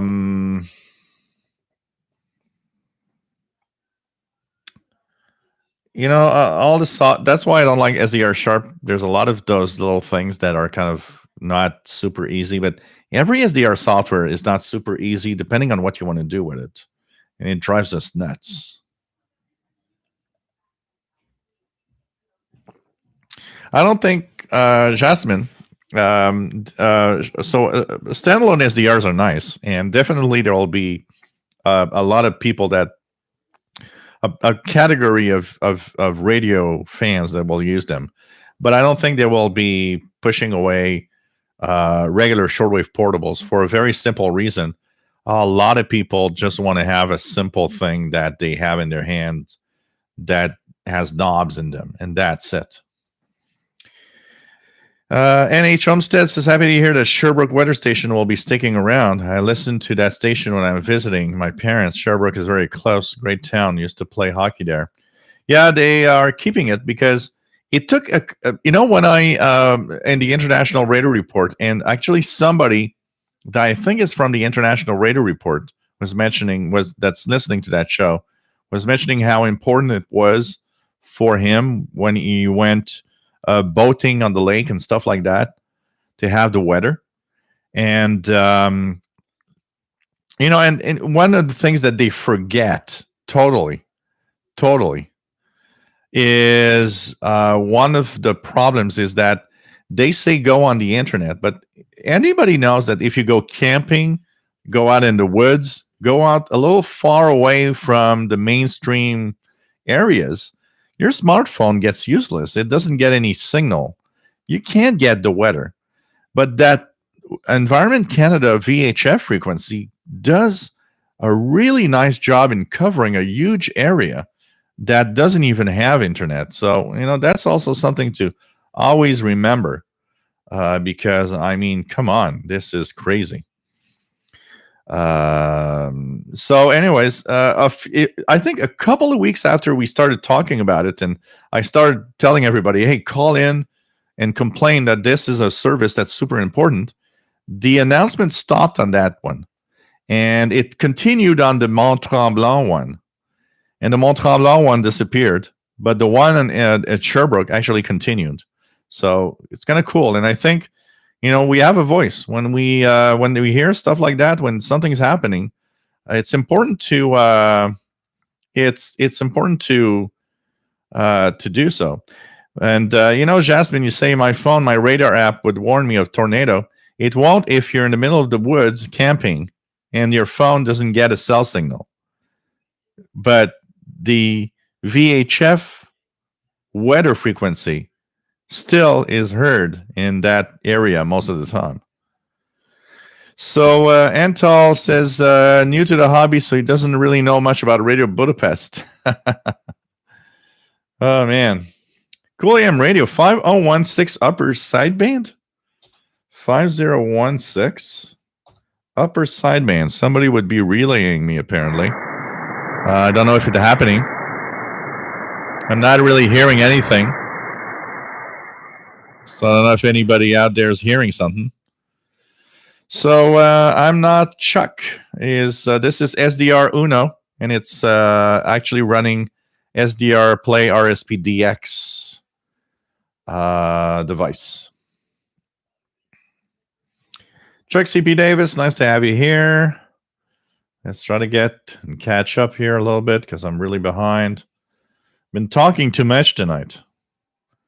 I decided that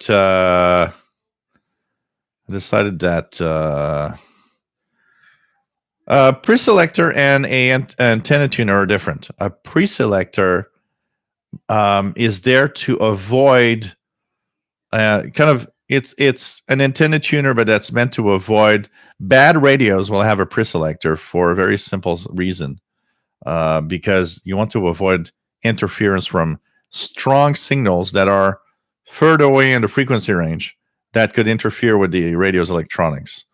Where an antenna tuner just tunes the antenna to a specific frequency. So it's not a preselector. It really is a different thing. David, my defunct ICR 2002 had a modest tuner, but it didn't make a whole lot of improvement. Larry Cordy, nice to have you here from New York. What else?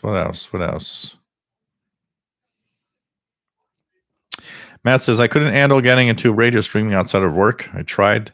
There were programs on Seattle stations I missed. The only streaming that I would do, honestly, Matt, personally, was when I was a tech guy. I found it cool to be able to stream some of the stations that for example, I'm a fan of you guys' US public radio. And one of the stations that I listen to a lot on the FM band, because I get it well here, on 107.9 is the VPS station in Burlington, Vermont, which is the Vermont Public Radio. I'm a fan of the public radio in the U.S. because there's a lot of interesting programs. Also, it gives me a view, because here in Canada, apart from when things are extreme,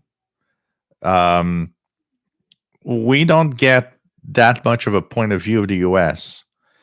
And when I listen to Vermont Public Radio, it actually enables me to keep a contact of U.S. Politics, population, viewpoints, and stuff that I find interesting. So when I was a tech guy, I was enjoying that because I could stream via WVPS or public or any station from the U.S. Public Radio. I would listen to the BBC NewsHour, streaming it because I would, while I was going to a client, the commute time between two clients, I could listen to some of these podcasts and stuff. It was kind of cool,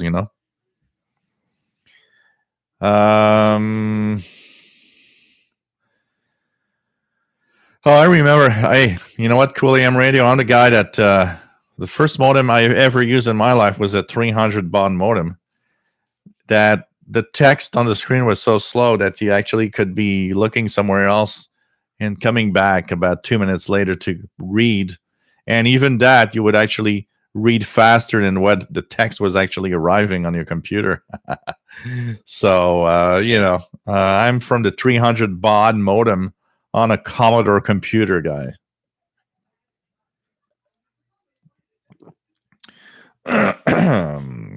Matt says, I had a 56K modem for years. Partly I was in areas where DSL wasn't available. DSL was my first broadband connection. Same here. I was on 56K modem,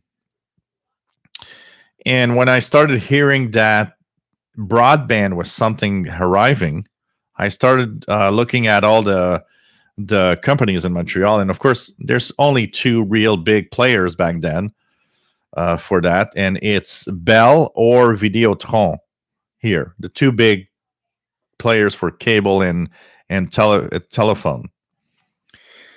Both of them had at the time a place where you could actually enter an email, and they would tell you the day that on your street broadband internet had arrived. So I thought, okay, I'm going to enter my email on both services. The first one that gets it here is they're going to be the one that's going to get my money. Bell was the first one to arrive. When I got that email, I called in, and I remember I was paying, in 1999, 8, 9, around there, I was paying something like $30 a month for internet with 56K modem access. I called in, and they said, oh, it's going to be like, $50 a month. I don't even remember how much it was, but it was more expensive. But I wanted that so much. And I wanted that also for another reason, because using a modem, well, a 56K modem, nobody can, if you're on the internet all evening, nobody can call you. So what happened is I jumped in because I was like, okay, this is going to be cool because I'm going to get calls and be on the internet at the same time. And it was a DSL connection also. Boy, I was so happy. I remember doing tests, downloading files at 1 megabit per second. That was how fast broadband was in 1999. 1 megabit per second. Oh, God. Oh, EGA monitors. I remember making the progress from a CGA to an EGA and then to a VGA. Oh, man, that was so cool. I was amazed that you could look at a picture that looked natural and normal on a monitor. Oh, God. Jasmine is hearing me on 5015.9. Huh, interesting. So somebody is rebroadcasting, apparently. That's cool. That's really cool. And thank you, whoever you are, for rebroadcasting my audio. What else do we have? KW1161 says he had a 56K monitor, but phone lines were so bad that it was limited to 26.4. That happened a lot for a lot of us because the phone lines quality weren't that great. And often we were lower in speed than actual 56K was the possibility. We would be much, much, much lower in speed most of the time. It was kind of a scam also, 56K, because we could it was like a promise of, you're going to be at 56K, but in reality, we were always lower because there was kind of a maximum thing over the phone lines, and they would never really reach the actual 56K speed advertised. 4 hours to download a 4 megabyte MP3. Oh, God. I remember the first download times that I had. So here's my bad boy side. In high school in 1985, I was a software dealer. Some are drug dealers. I was a software dealer. I had a Commodore computer, and I had hundreds and hundreds of games. And to make money in 1985, I would tell everybody, I got a Commodore computer, want to play some games? It's $2 per disc. And so and you had to have discs, empty discs. It was $2 to copy whatever game you wanted. And so I had a lot of people, a lot of guys. I was like, yeah, you have that game? Yeah, you have Zack McCracken and the Alien Mind Renders? Yeah, I do. It's a three-sided, it's 3 sides, $6. Because it was per side. It's not even per disc. It was per side. So it's like, yeah, you want to have 3 sides of that game? It's $6. So everybody wanted to know where I would get my stuff back then. I was lucky in 85, early 85. I stumbled on a BBS, and the guy at the BBS had trouble with his modem. That BBS was one of those hidden BBSs that nobody knows about except very specific people. I had heard of it through a friend that said, tell him, Steve told you can be there and blah, blah, blah. And when he logged me in, that BBS wasn't free. That BBS, the guy was asking $10 a month. But he had every darn game you could imagine in rotation. So every month there was a rotation of games. You had to be quick to dial in and download those stuff. So I would get all my games there. But he had problems with his computer and modem. And I remember I had moved on to a 2400 baud modem on a Commodore, I was one of the only ones probably that had 2400 baud. Most Commodore computers were on 1200. And when he had problems, I said, hey, I've got a Commodore 1200 baud modem. If you want it, it's yours. And he said, okay, I'm going to do a deal with you.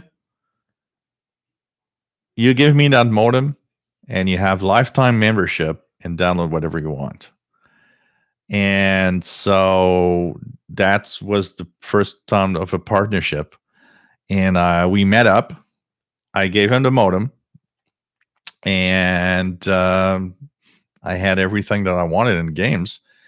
He was even more interesting because you couldn't get the line because it was a dial-up stuff. And, there were a couple of hundred people probably that knew about it, but getting the line was tough.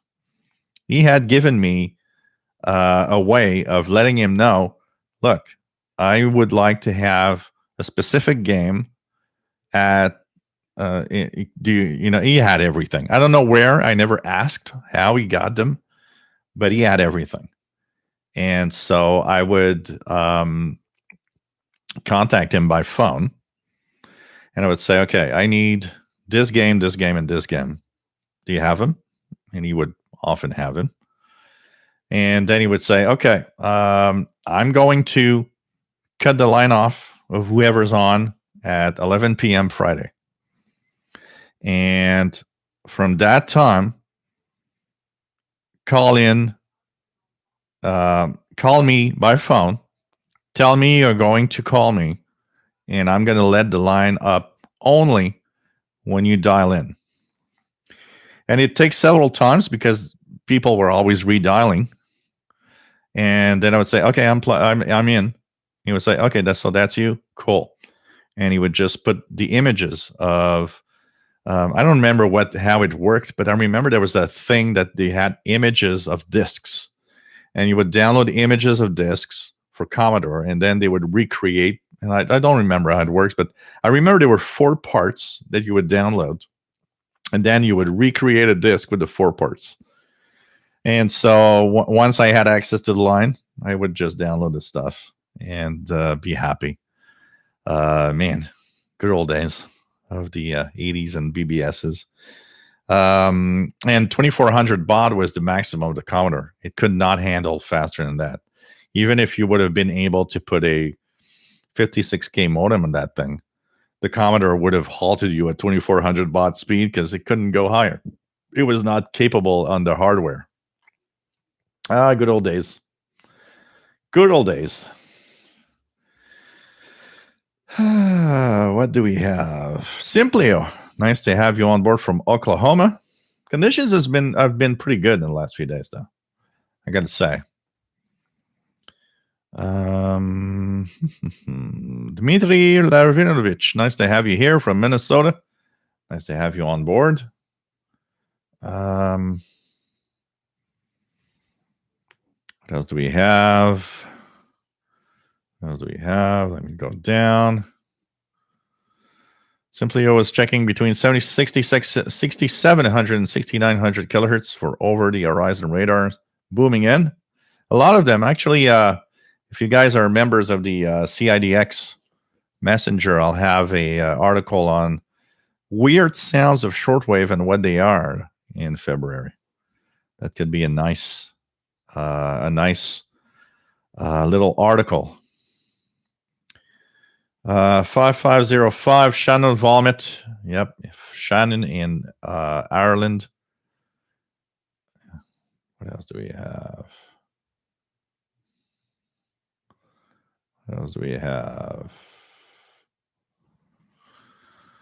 A preselector is kind of a mix of antenna tuning. Antenna tuning, but band filtering also at the same time.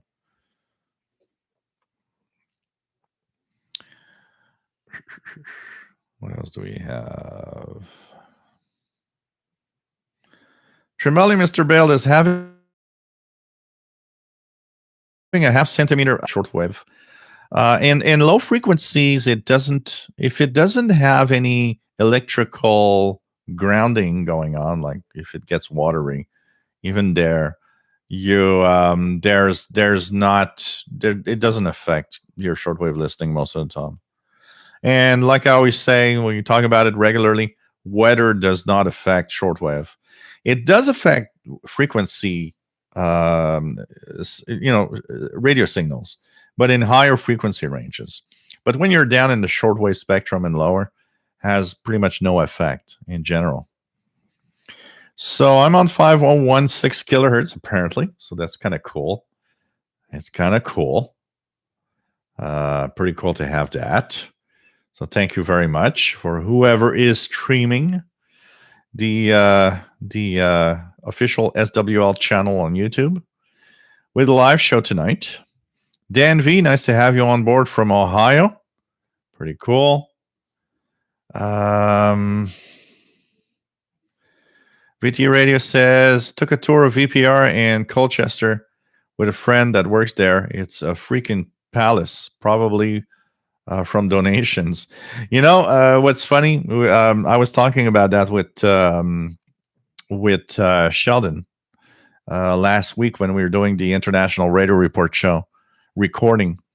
So here in Montreal, WVPS is amazing. Its signal is great. It's easy to listen to, and it has a pretty big audience in the English language speaking audience in southern Quebec and into Montreal. And one of the things that was a risk at one point, we have Concordia University that wanted to have a radio station on the air. And right now they are on the air on 1690 kilohertz, 1690 kilohertz, with about 1,000 watts from, I believe it's from a Saint Laurent um, area in the city of Montreal, in the west part of the city of Montreal, broadcasting. But when they actually applied to be on radio, they wanted to be on FM and they wanted to be on 107.9, and that created a stir because a lot of people were saying, if you put that broadcast there, we're going to lose WVPS signal because there's going to be a local station there, and there's nothing to prevent that, because for the CRTC in Canada, 107.9 is one of the last available frequencies in Montreal. And if someday somebody pays millions of dollars to get it, we're going to lose WVPS signal. But right now, we've been protected. It's been going well. And WVPS actually created there was a kind of a campaign to tell everybody in Quebec, complain about that because you're going to lose access to our programming. But one of the things that was interesting is that WVPS in Burlington, Vermont, is actually, when they do their fund drive, they actually get more donations from Canadian citizens than from U.S. citizens every year. So it seems like everybody in Canada and southern part of Quebec wants to keep that on the air with their programming. And apparently we've been very generous in keeping it up and running, which is kind of funny because, it's a U.S. Public radio station. It appeals to a U.S. audience technically. But, I've been one of those that listens to it. And with the HD radio that I have, the HDR14, I love it because now not only do I get WVPS, the public radio on 107.9, but with the Sangean HDR14, I get on HD2 a 24-hour BBC World Service stream from WVPS also, which I find super cool to have because it's really radio. So I find it really, really nice. Keegan says, my dad worked at what is now the Wisconsin Public Radio, then the Wisconsin Educational Radio Network in the early 70s. Cool. This is cool. What else do we have? Slowly going down. We're going to catch up, guys. Here we go. Dmitry Larinovich has 3810, lower sideband hams talking to each other. That's the 80 meter frequency range. Boden Ned Spectrum program in the background.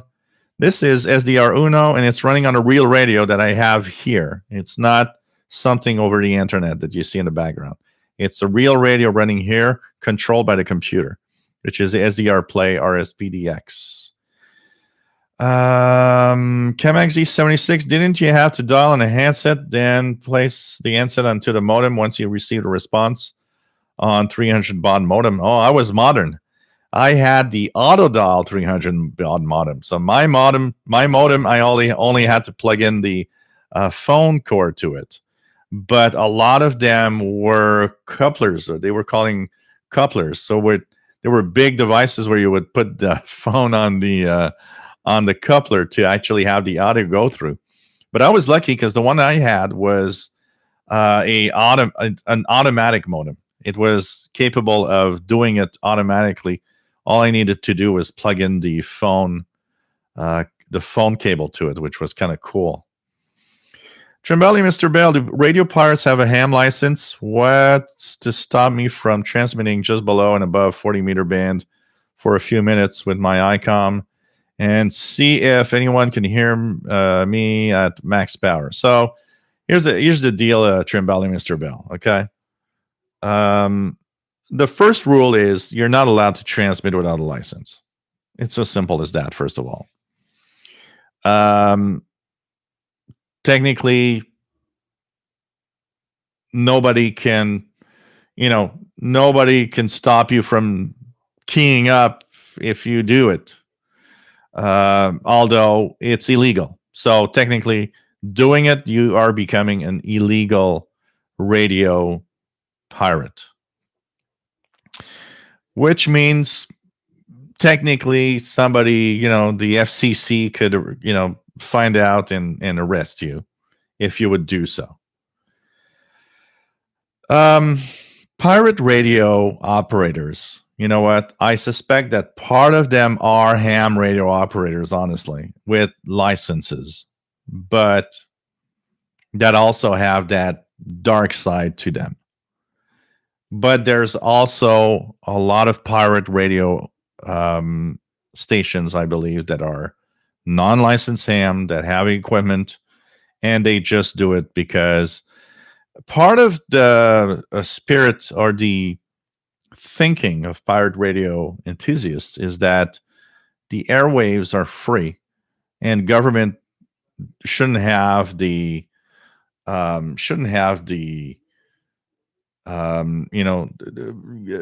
us force us to get a license in broadcast to actually voice our minds over the airwaves. And part of the pirate community thinks like that. But remember, no license transmitting with no license, unless you're at part 15, which is 100 milliwatts with a teeny weeny antenna. You are illegal, and technically you could get into trouble. But some pirates are probably ham radio operators, for sure. But not all of them. Some of them are not. That also is true. Sergeant Rock, nice to have you on board. Looking forward to the Winter Fest, February 26, 27. As Sheldon and you mentioned on Sunday, International Radio Report to be virtual and maybe archived for different time zones. This is going to be cool. Anybody out there that wants to join in the Winter Shortwave Festival, it's a virtual event this year, so you can actually check it out and join in and see what it's like. Let me just check it out. swlfest.com. So the address is swlfest.com. There's a $5 fee because they will be doing a Zoom thing, so they need to pay for the Zoom license and usage. So they're asking for $5, but there's going to be some lectures. There's going to be some all sorts of things going on there. Give you a feel of what it looks like at Shortwave Fest in a virtual way. So I've paid my $5 to be there. It's going to be fun to check that out coming up on February, at the end of February. So I think it's going to be fun. And it's the occasion for anybody that never been there or can go there to join in this year due to the virtual side of things. Win 1960, nice to have you on board from Central New York. Cool to have you here. What's a BBS, says Jasmine. That makes you feel old. So before the internet, we would actually be calling into computers that were running software that were called bulletin board systems, where you could leave messages to interact with others, and there would be all sorts of information we could get there.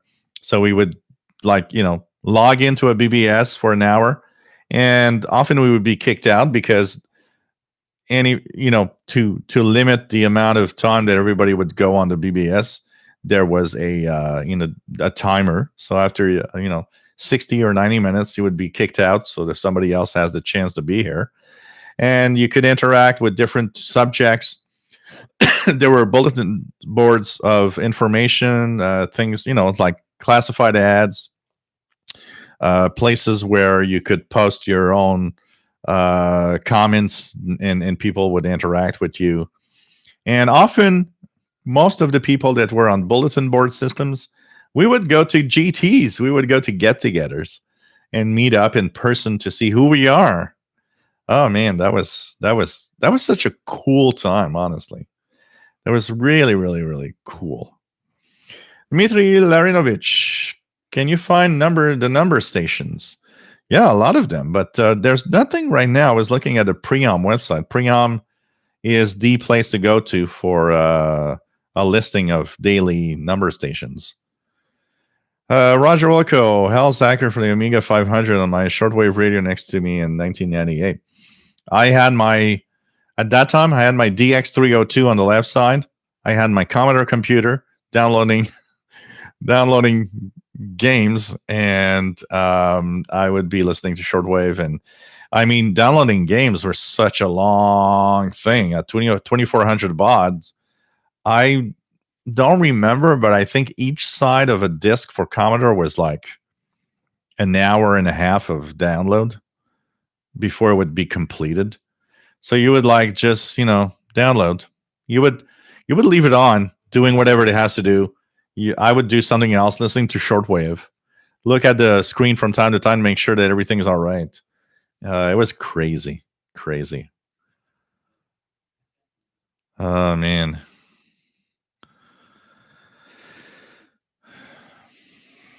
Yeah, Joe. Actually, I remember I was on maybe a dozen BBS, bulletin board system, Joe, at the time. But I was very active on, I think it was 3 or 4 of them. 2, I think it was 4. 2 in French and 2 in English. And, when you get there and you start being a cool guy, you get the privileges of you can post without nobody, checking out whatever you did. And what I would love was when you would go to a bulletin board and the sysop was there, and he would actually disconnect from what you were doing and start chatting with you directly. Man, that was so cool. I always thought, oh man, this is so cool. We're chatting directly.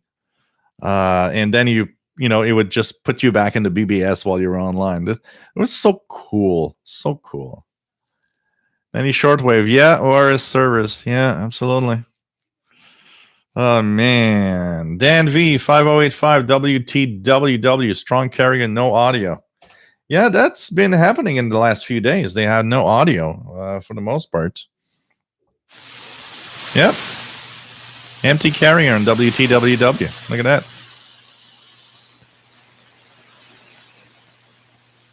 Sad. They're wasting money.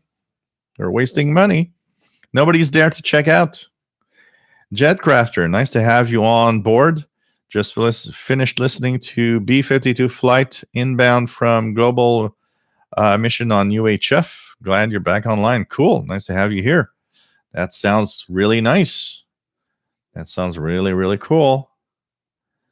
A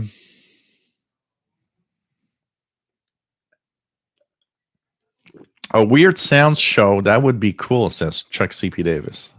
Yeah, that could be kind of cool now. Absolutely. That is absolutely good. An interesting thing.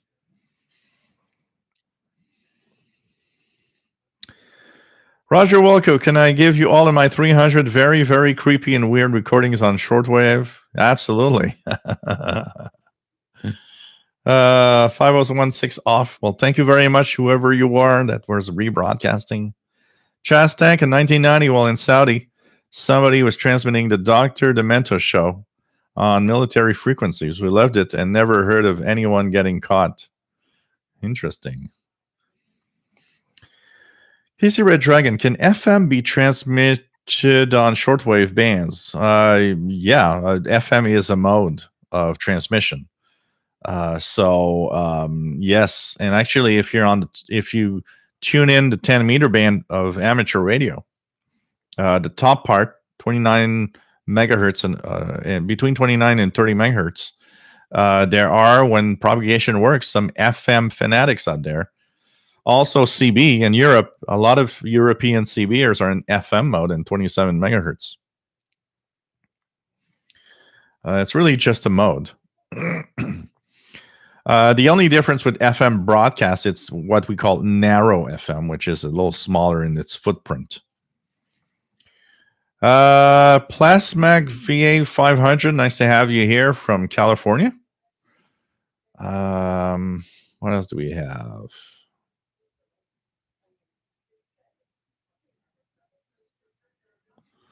FT8 is good for DXing. I'm not Chuck. Anybody that wants to hear some really, really weak stations from far away, it's an amazing mode for DX. That we got to say. What else do we have?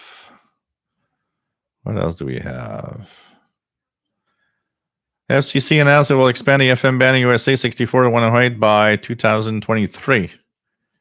And all AM digital next year. It's not going to take on. Nobody's going AM digital. They're all actually killing AM digital right now. All stations. I was listening to, I scan regularly the bands when there's skip at night. 1210 that I used to hear, I don't remember the call sign. They seem to be off HD now. They're all leaving it.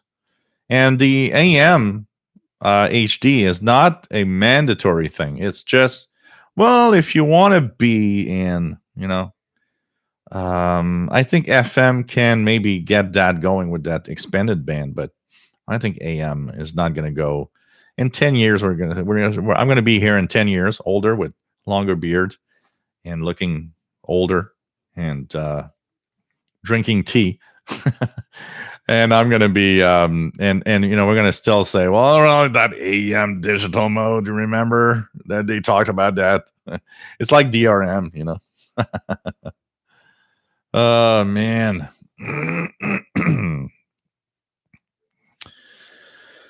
Oh, what else do we have? Carl, I was wondering, do you have satellite radio stations, not the subscription stuff over there? We can get loads of stations on TV satellites in Europe. I've never dabbled in that, but I remember it being my interest. It was kind of I was intrigued. I was interested in something. There was a TV documentary here because here, what's happening is that the cable companies have so much power that if you have a dish on your roof, that was, I don't know if it's still like that now, but at some point when satellite TV was popular, if you had a dish on your roof and they could not see you were subscribed to anything, they could go on the roof, take it down without even asking. And somebody went to court. It was somewhere in the 90s. Somebody went to court and said, look, you had no right to do that. And of course, the defense, and it was Bell that actually did that. The defense was, well, illegal dish. There's a dish there and there's no service. And that's where I remember, because it was I think it was a family from Lebanon. And they were from Lebanon, or I don't know how to pronounce it right in English, Lebanon, in near Israel. Okay. And they could get home broadcasts for free when they would point the dish in a certain direction on a certain satellite. And that's where I learned that, oh, look at that, there's some free stuff over the air that's possible. And that was intriguing, because I remember seeing a dish and a receiver in the trash once and thinking, man, should I bring that home and try to see what I could do with that? But it was crazy, because it was like, I was looking at that and I was like, this looks like fun. Trying to find all of those, not, and nothing encrypted, nothing, all in the open broadcast from different satellites. It looked like a lot of fun to do, but I never really did, because for me, it was so complicated. A dish and everything was complicated. It's already complicated to have just the antennas I have here. So imagine putting up a dish and stuff. It was too complicated, but I know that there were some stuff that you could listen to, honestly.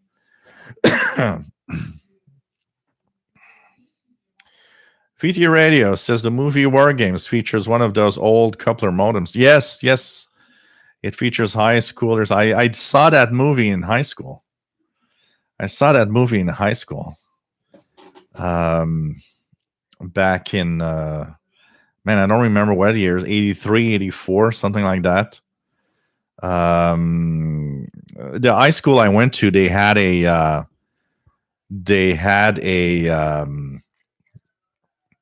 um, a kind of a movie thing on Wednesday nights. We would buy a pass that would cost, well, I think it was like $5 for the year, and every Wednesday night we would have a movie.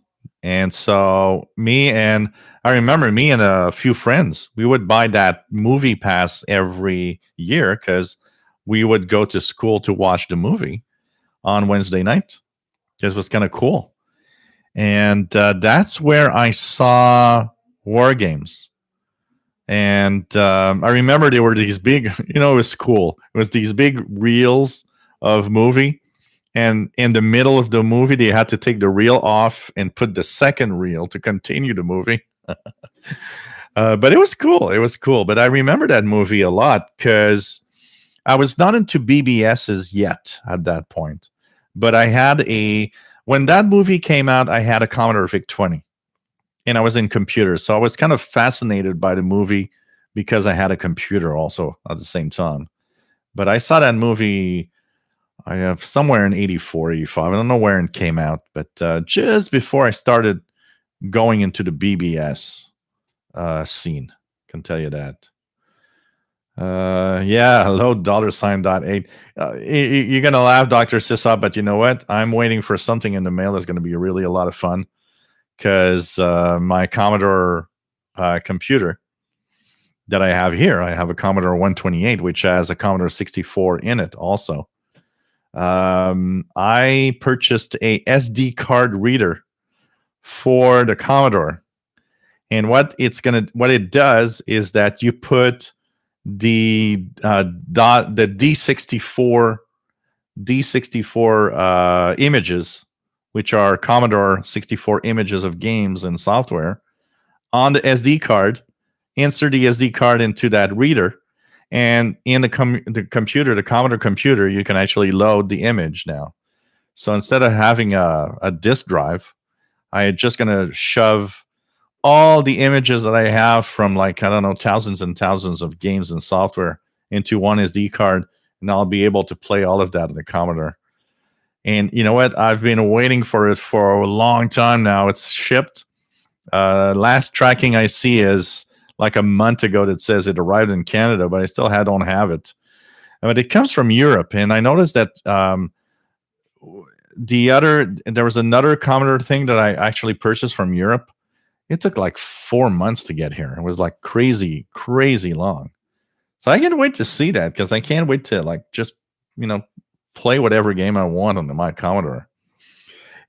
People are telling me, well, you should use emulators. I don't want to use emulators. An emulator is boring. It's like, if I'm going to use an emulator on my gaming PC, I'm going to play a game on my PC of whatever modern game there is instead. I want to have the real old machine do it. That is what makes me, gives me thrill. I want to have that old computer doing what it has to do to make me play games. Oh, man. It's kind of complicated to do that right now, but I will post a video, Dr. Sisop. When the 27, 28 megahertz 11 and 10 meter band is open, I promise you, Dr. Sisop, the first thing I'll do is use the PL990X, and I'll scan the bands with it on that range.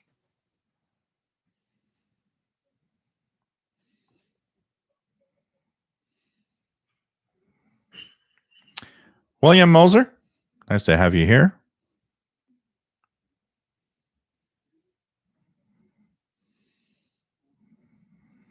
What else do we have?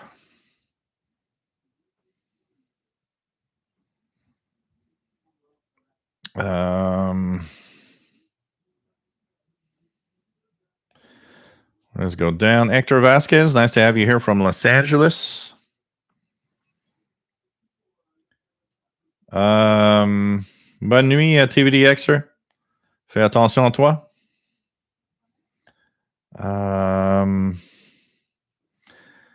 Yeah, HD radio with the what I like of HD radio on FM is the different, you can have up to 3 different streams, which is kind of cool.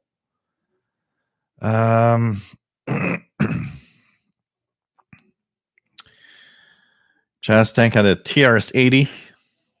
That was a popular one too.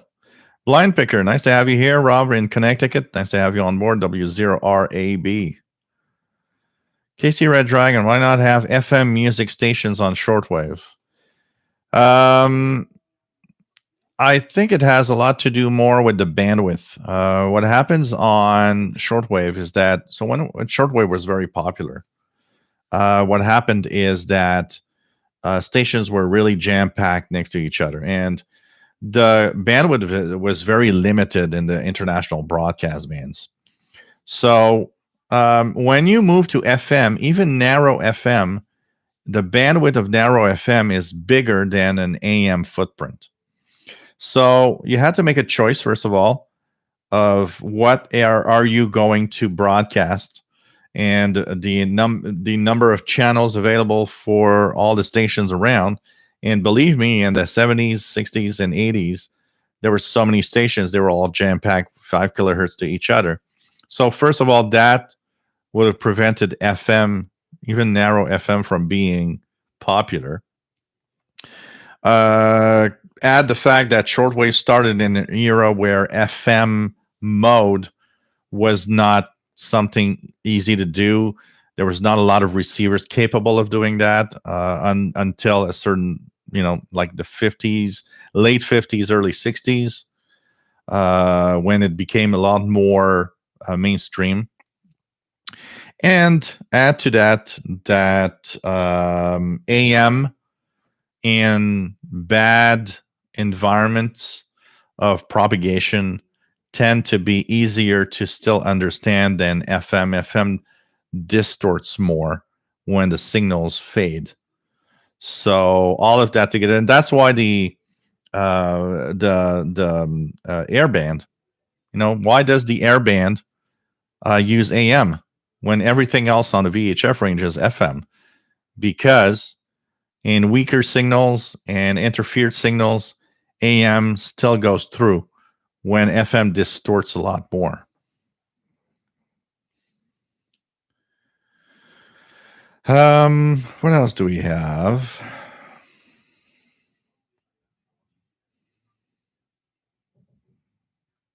What else do we have? Killer Cobra. Is WRMI a fairly new station? Because recently I've picked it up a lot more. No, WRMI has been on the air for quite a long time. And depending on where you live, I think that's more of the question here, is where you live. The closer you are to WRMI, the more difficult it is, because the propagation often puts the signals or propagates over you. There's also, this time of year is a different style of propagation. So you might be getting some stations more this time of year than at other times, depending on where they are broadcasting from and the frequencies they used. But no, WRMI has been on for quite a long time. WRMI, I don't remember the first time I heard WRMI, Radio Miami. They started off as a very small station that was on 9955. And when Family Radio, that owned the Okeechobee transmitter site, went pretty much bankrupt, that's where WRMI purchased the facility and added all of these frequencies. The Okeechobee transmitter site is a huge, amazing transmitter site in Florida. Paul and Mary Lou, there are tons of radio on satellite. If you're lucky enough to have an older C-band dish, you can pick up pretty much all these syndicated shows you hear on AM radio directly. That's something I would like to to play with, out of curiosity, for sure. Um,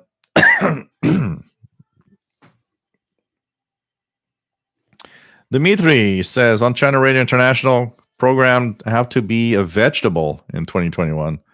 Do you mean to be a vegetarian? That might be a little better. I think everybody's a vegetable in 2021 with COVID, but how to be a vegetarian? Kind of nice. You sure it's China Radio? I think you might be. You know what you might be listening to is that Supreme Master TV thing. They're always talking about vegetarians.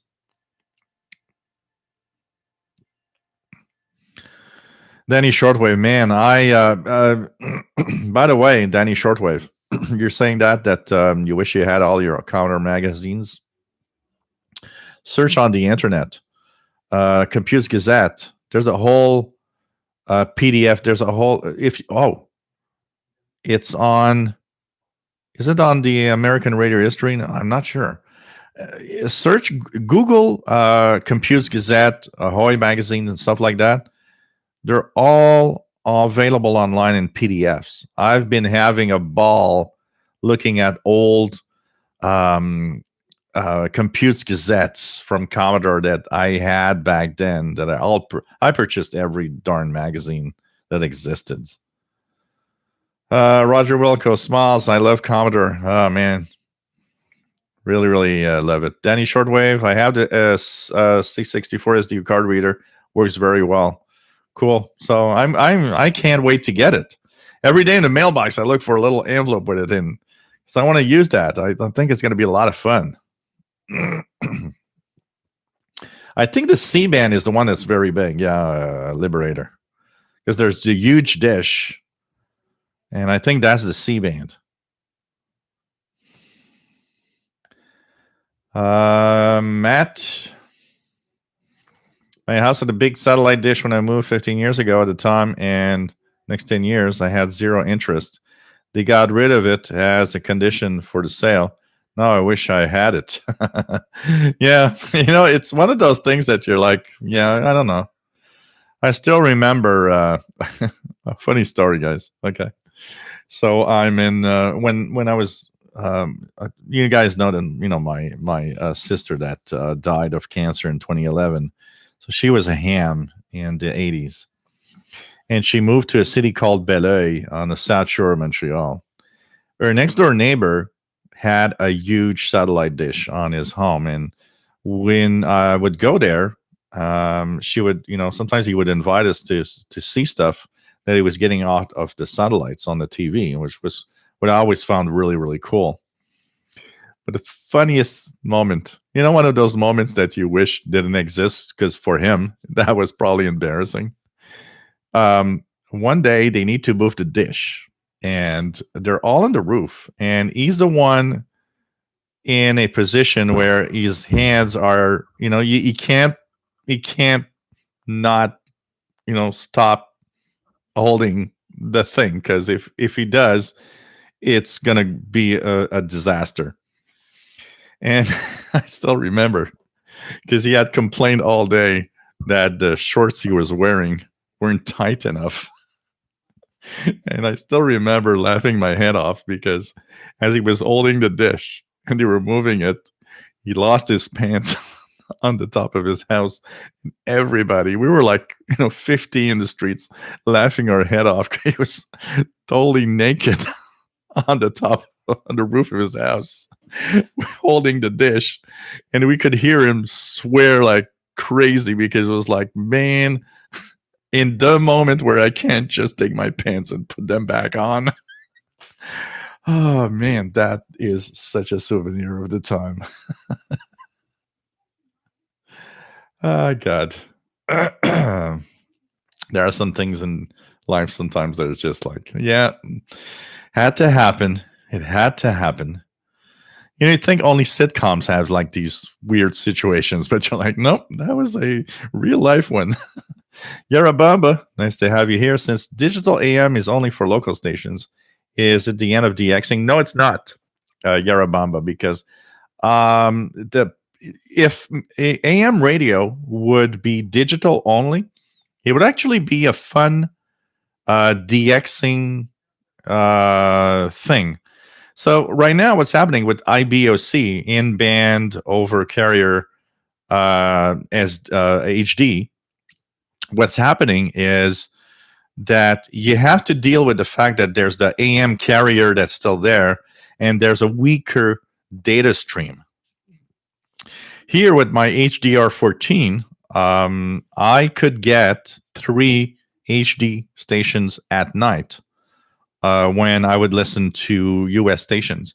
WTIC on 1080, I would get 810, and I would get 1210 kilohertz. If AM radio would go all digital, that means that all the energy for the transmission would now be digital only. It would actually make it probably easier to DX, and it would not kill DX for AM. It would be still DXable. It's just that it would not be the same thing, because HD has this problem that when signal gets weaker, you drop off. So it'd be more of a, you hear the station for a minute and a half. When the signal fades, you would lose it, but you would still be able to DX.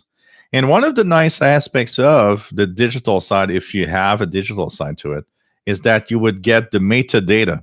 The call sign of the station, for example, would appear on your radio. So the DXing would be actually maybe easier because you would get a call sign. But unfortunately, it would not be as stable. So an example to that, and IBOC is nice for that, because since the AM signal and the HD signal is there on AM, when the signal gets real strong, you get the HD audio. And I did hear the HD audio of these stations from the US quite often. It lasts, 30 seconds, a minute. It's crazy because it sounds super high quality.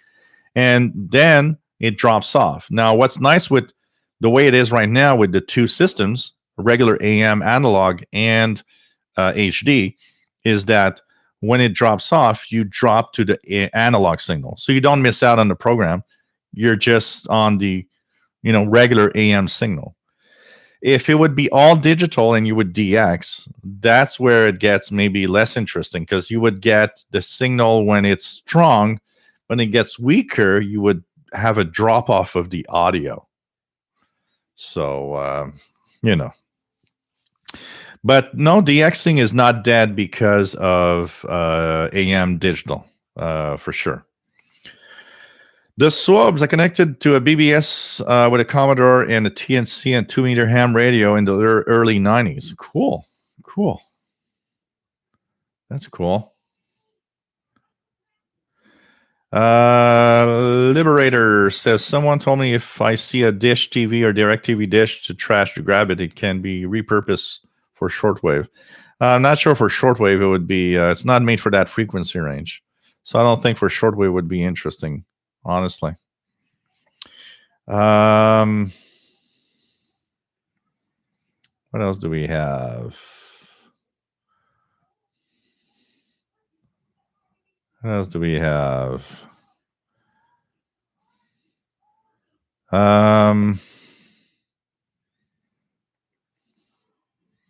Chastank liked reading Monitoring Times publications that used to have pirate sections and showing QSL cards from pirates. Cool. Dr. Sysop Radio Vanna is absolute worst broadcast on 6 megahertz, and someone needs to shoot that transmitter down. Oh, man. They do have a lot of problems. Yeah, Danny, shortwave. I downloaded I don't know where I found it. I found a website that had the complete Commodore magazine collection it was something like a 1.7 gigabyte file that you download. And once you unzip it, it has hundreds and hundreds and hundreds of magazines from Commodore in PDF. And from time to time, what I do is I load my tablet with some of these, and I start going through the Computes Gazette that I owned in the 80s. Oh, man, it reminds you brings you back to that time so much. Tremelli Mr. Bell says, got a huge dish for sale if you want to pay $2,000 for shipping. Oh, man. Matt, Stair needs to go on trial. Yeah, absolutely. Takes a long time. I don't know what's happening with all of that. Maybe COVID made all things complicated, but man, pretty crazy. Doctor says, I imagine if I had a boner. But it was just so funny. We were all in the street laughing our head off while he was swearing on the roof, his pants down. It was like, oh man, this is the funniest darn moment I've seen in a long time.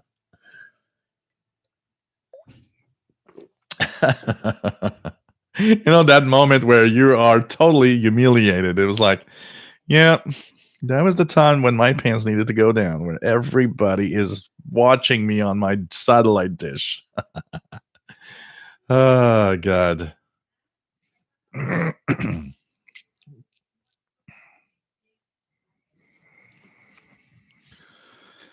VT radio. The HD radio in my Subaru will sometimes pick up WCBS HD 880. Is it?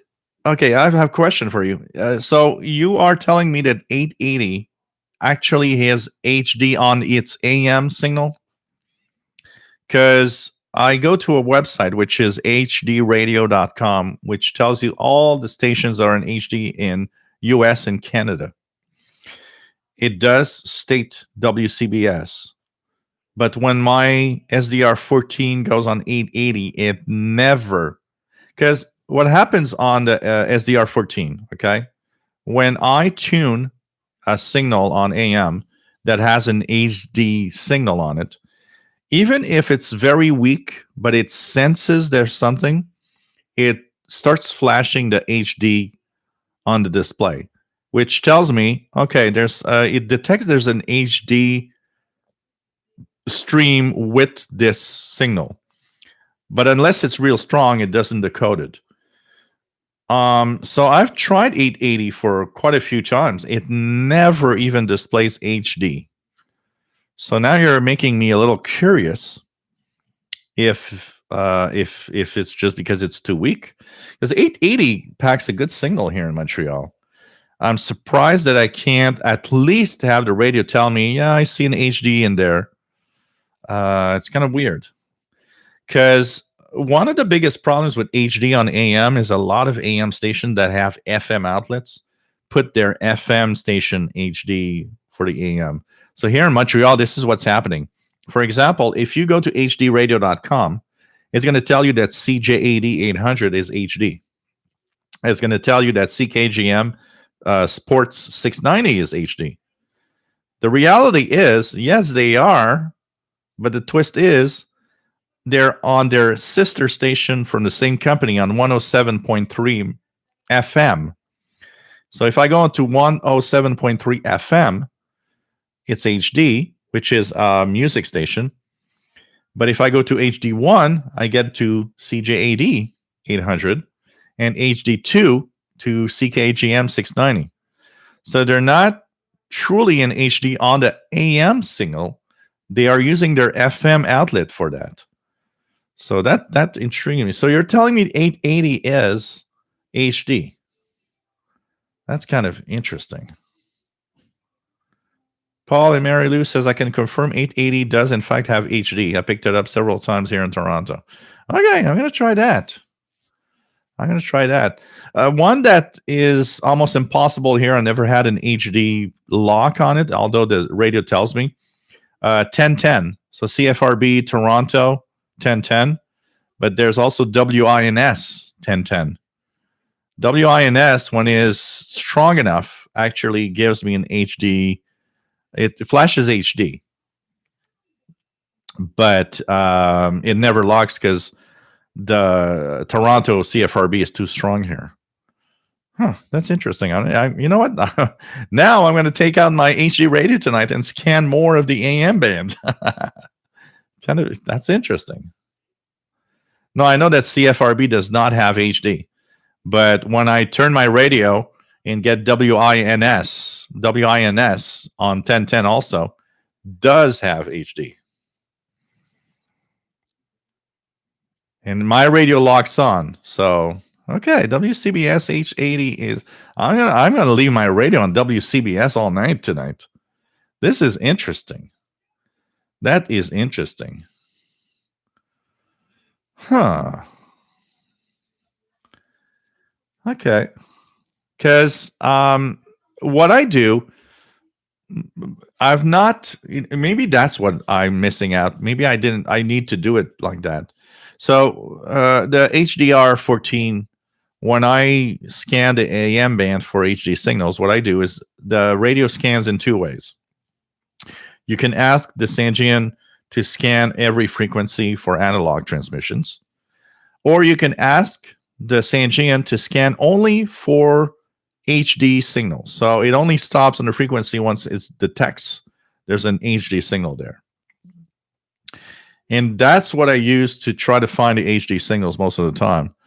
And I believe it never did stop ever on 880. The only frequencies that stopped here right now when I scan, 810, 1010 when it's not CFRB and with WINS, 1080 WTIC, and 1210 WPHT, I believe it is, in Philadelphia. 1210 doesn't stop anymore, which I'm wondering if it's not because they shut down the HD signal or something. But it never did stop on 880. And I did see on hdradio.com that 880 was HD. So, okay. That is interesting. I'm going to try that tonight. I'm totally intrigued now. The 660 WFAN is also HD? Okay. I'm gonna start. Okay. That's kind of interesting. Chastang, show you. We were telling your age. I went to War Games on opening night. We get older. Okay, that's interesting. I'm gonna check that out. JJ, when AM HD uses their sister station on FM, doesn't that affect propagation distance would be less than AM? Oh, absolutely. Because an FM signal does not go as far as an AM signal in general, especially at night. So, it's interesting because when I see that, that's where I'm scared of AM going away with AM digital HD radio, because they prefer putting it on FM on a second or channel than actually investing in their AM radio signal to be HD,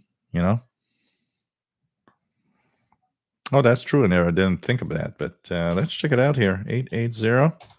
I'm just gonna turn off the filter. Do I see? Let's zoom in here. Zoom. Okay.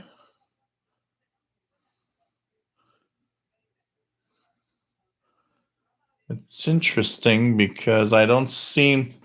Maybe there is, but you know what's the problem? Maybe that also is interfering. On 882. So right now, this is 880. The world is different and has changed so drastically that we need to look at current legislation and laws and codes. Now I'm in upper sideband. You hear there's a tone? Now, Alonzo says vendors are crowding narrow sides. I'm hearing a UK BBC outlet on 882. Very weak, but it's there.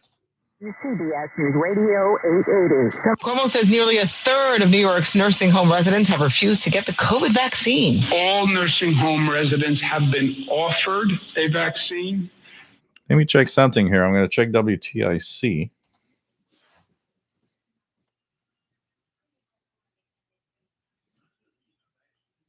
Yeah, in WTIC, I kind of see it. I kind of see the sidebands for the HD on each side. But on 880, it doesn't seem to be so clear. Actually, on 880, it doesn't seem to appear. Maybe because it's too weak. I don't know. Kind of interesting.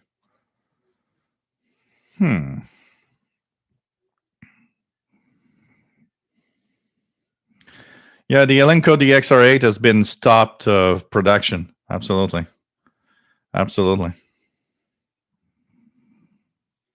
No, well, on the TV in the living room, which is a 70-inch TV, it's a 4K TV. Absolutely. This one is just an HD TV.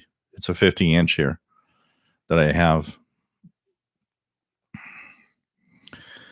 Dr. Sisop says, time for a WWV and CHU check. Okay, let's check it out. A hormone called oxytocin, which is... That's 3330.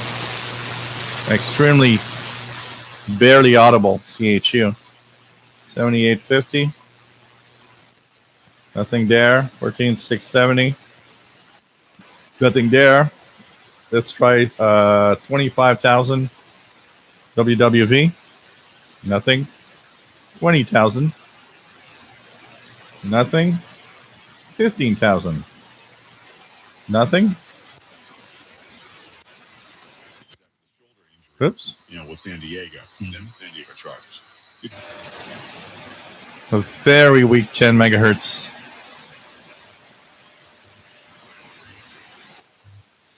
Stronger 5 megahertz WWV, 5,000 kilohertz.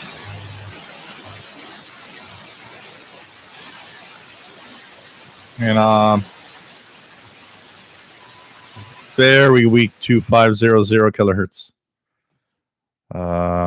Very weak. There's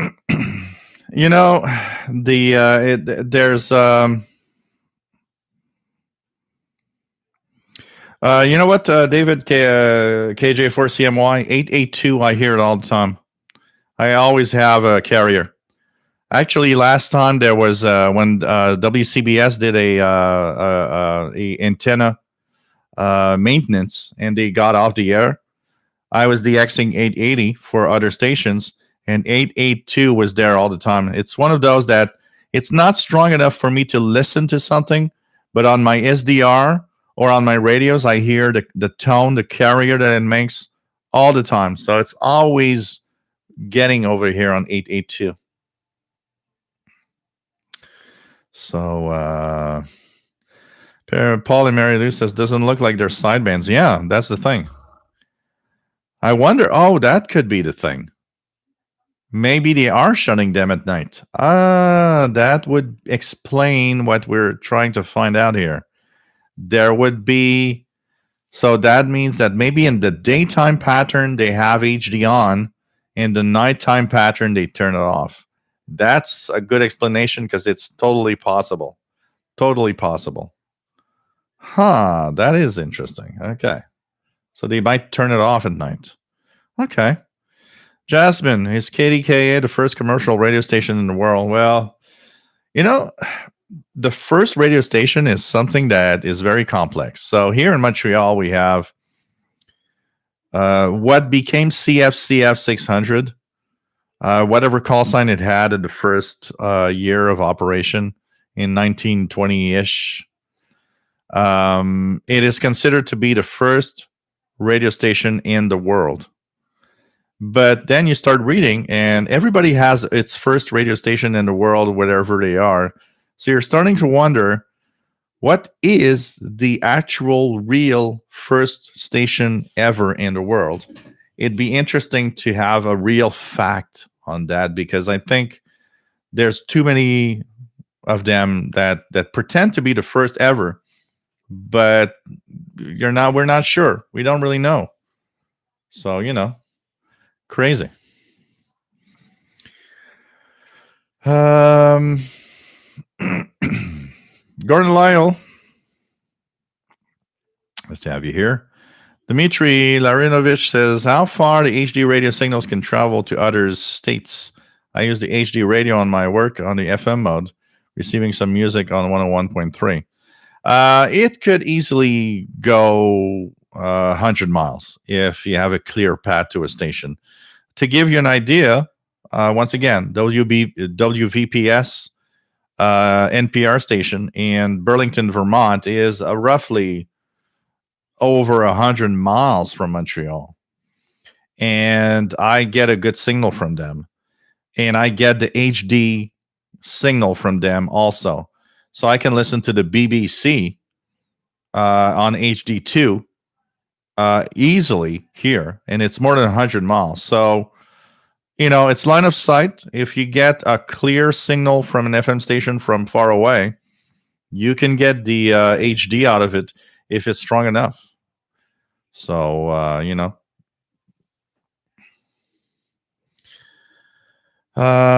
take care, VT Radio. Always nice to have you on board, Paul.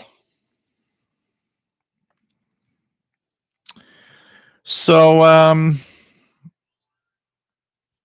I'm going to say goodnight. We've been on for 3 hours, or not even 3 hours, but I've been going. Hey, Sheldon, just remembered that we are here tonight. So just as I was starting to slowly say goodbye. So anyways, we've been on close to 3 hours. If we take out the first 10 minutes that I tried to figure out why there was no sound.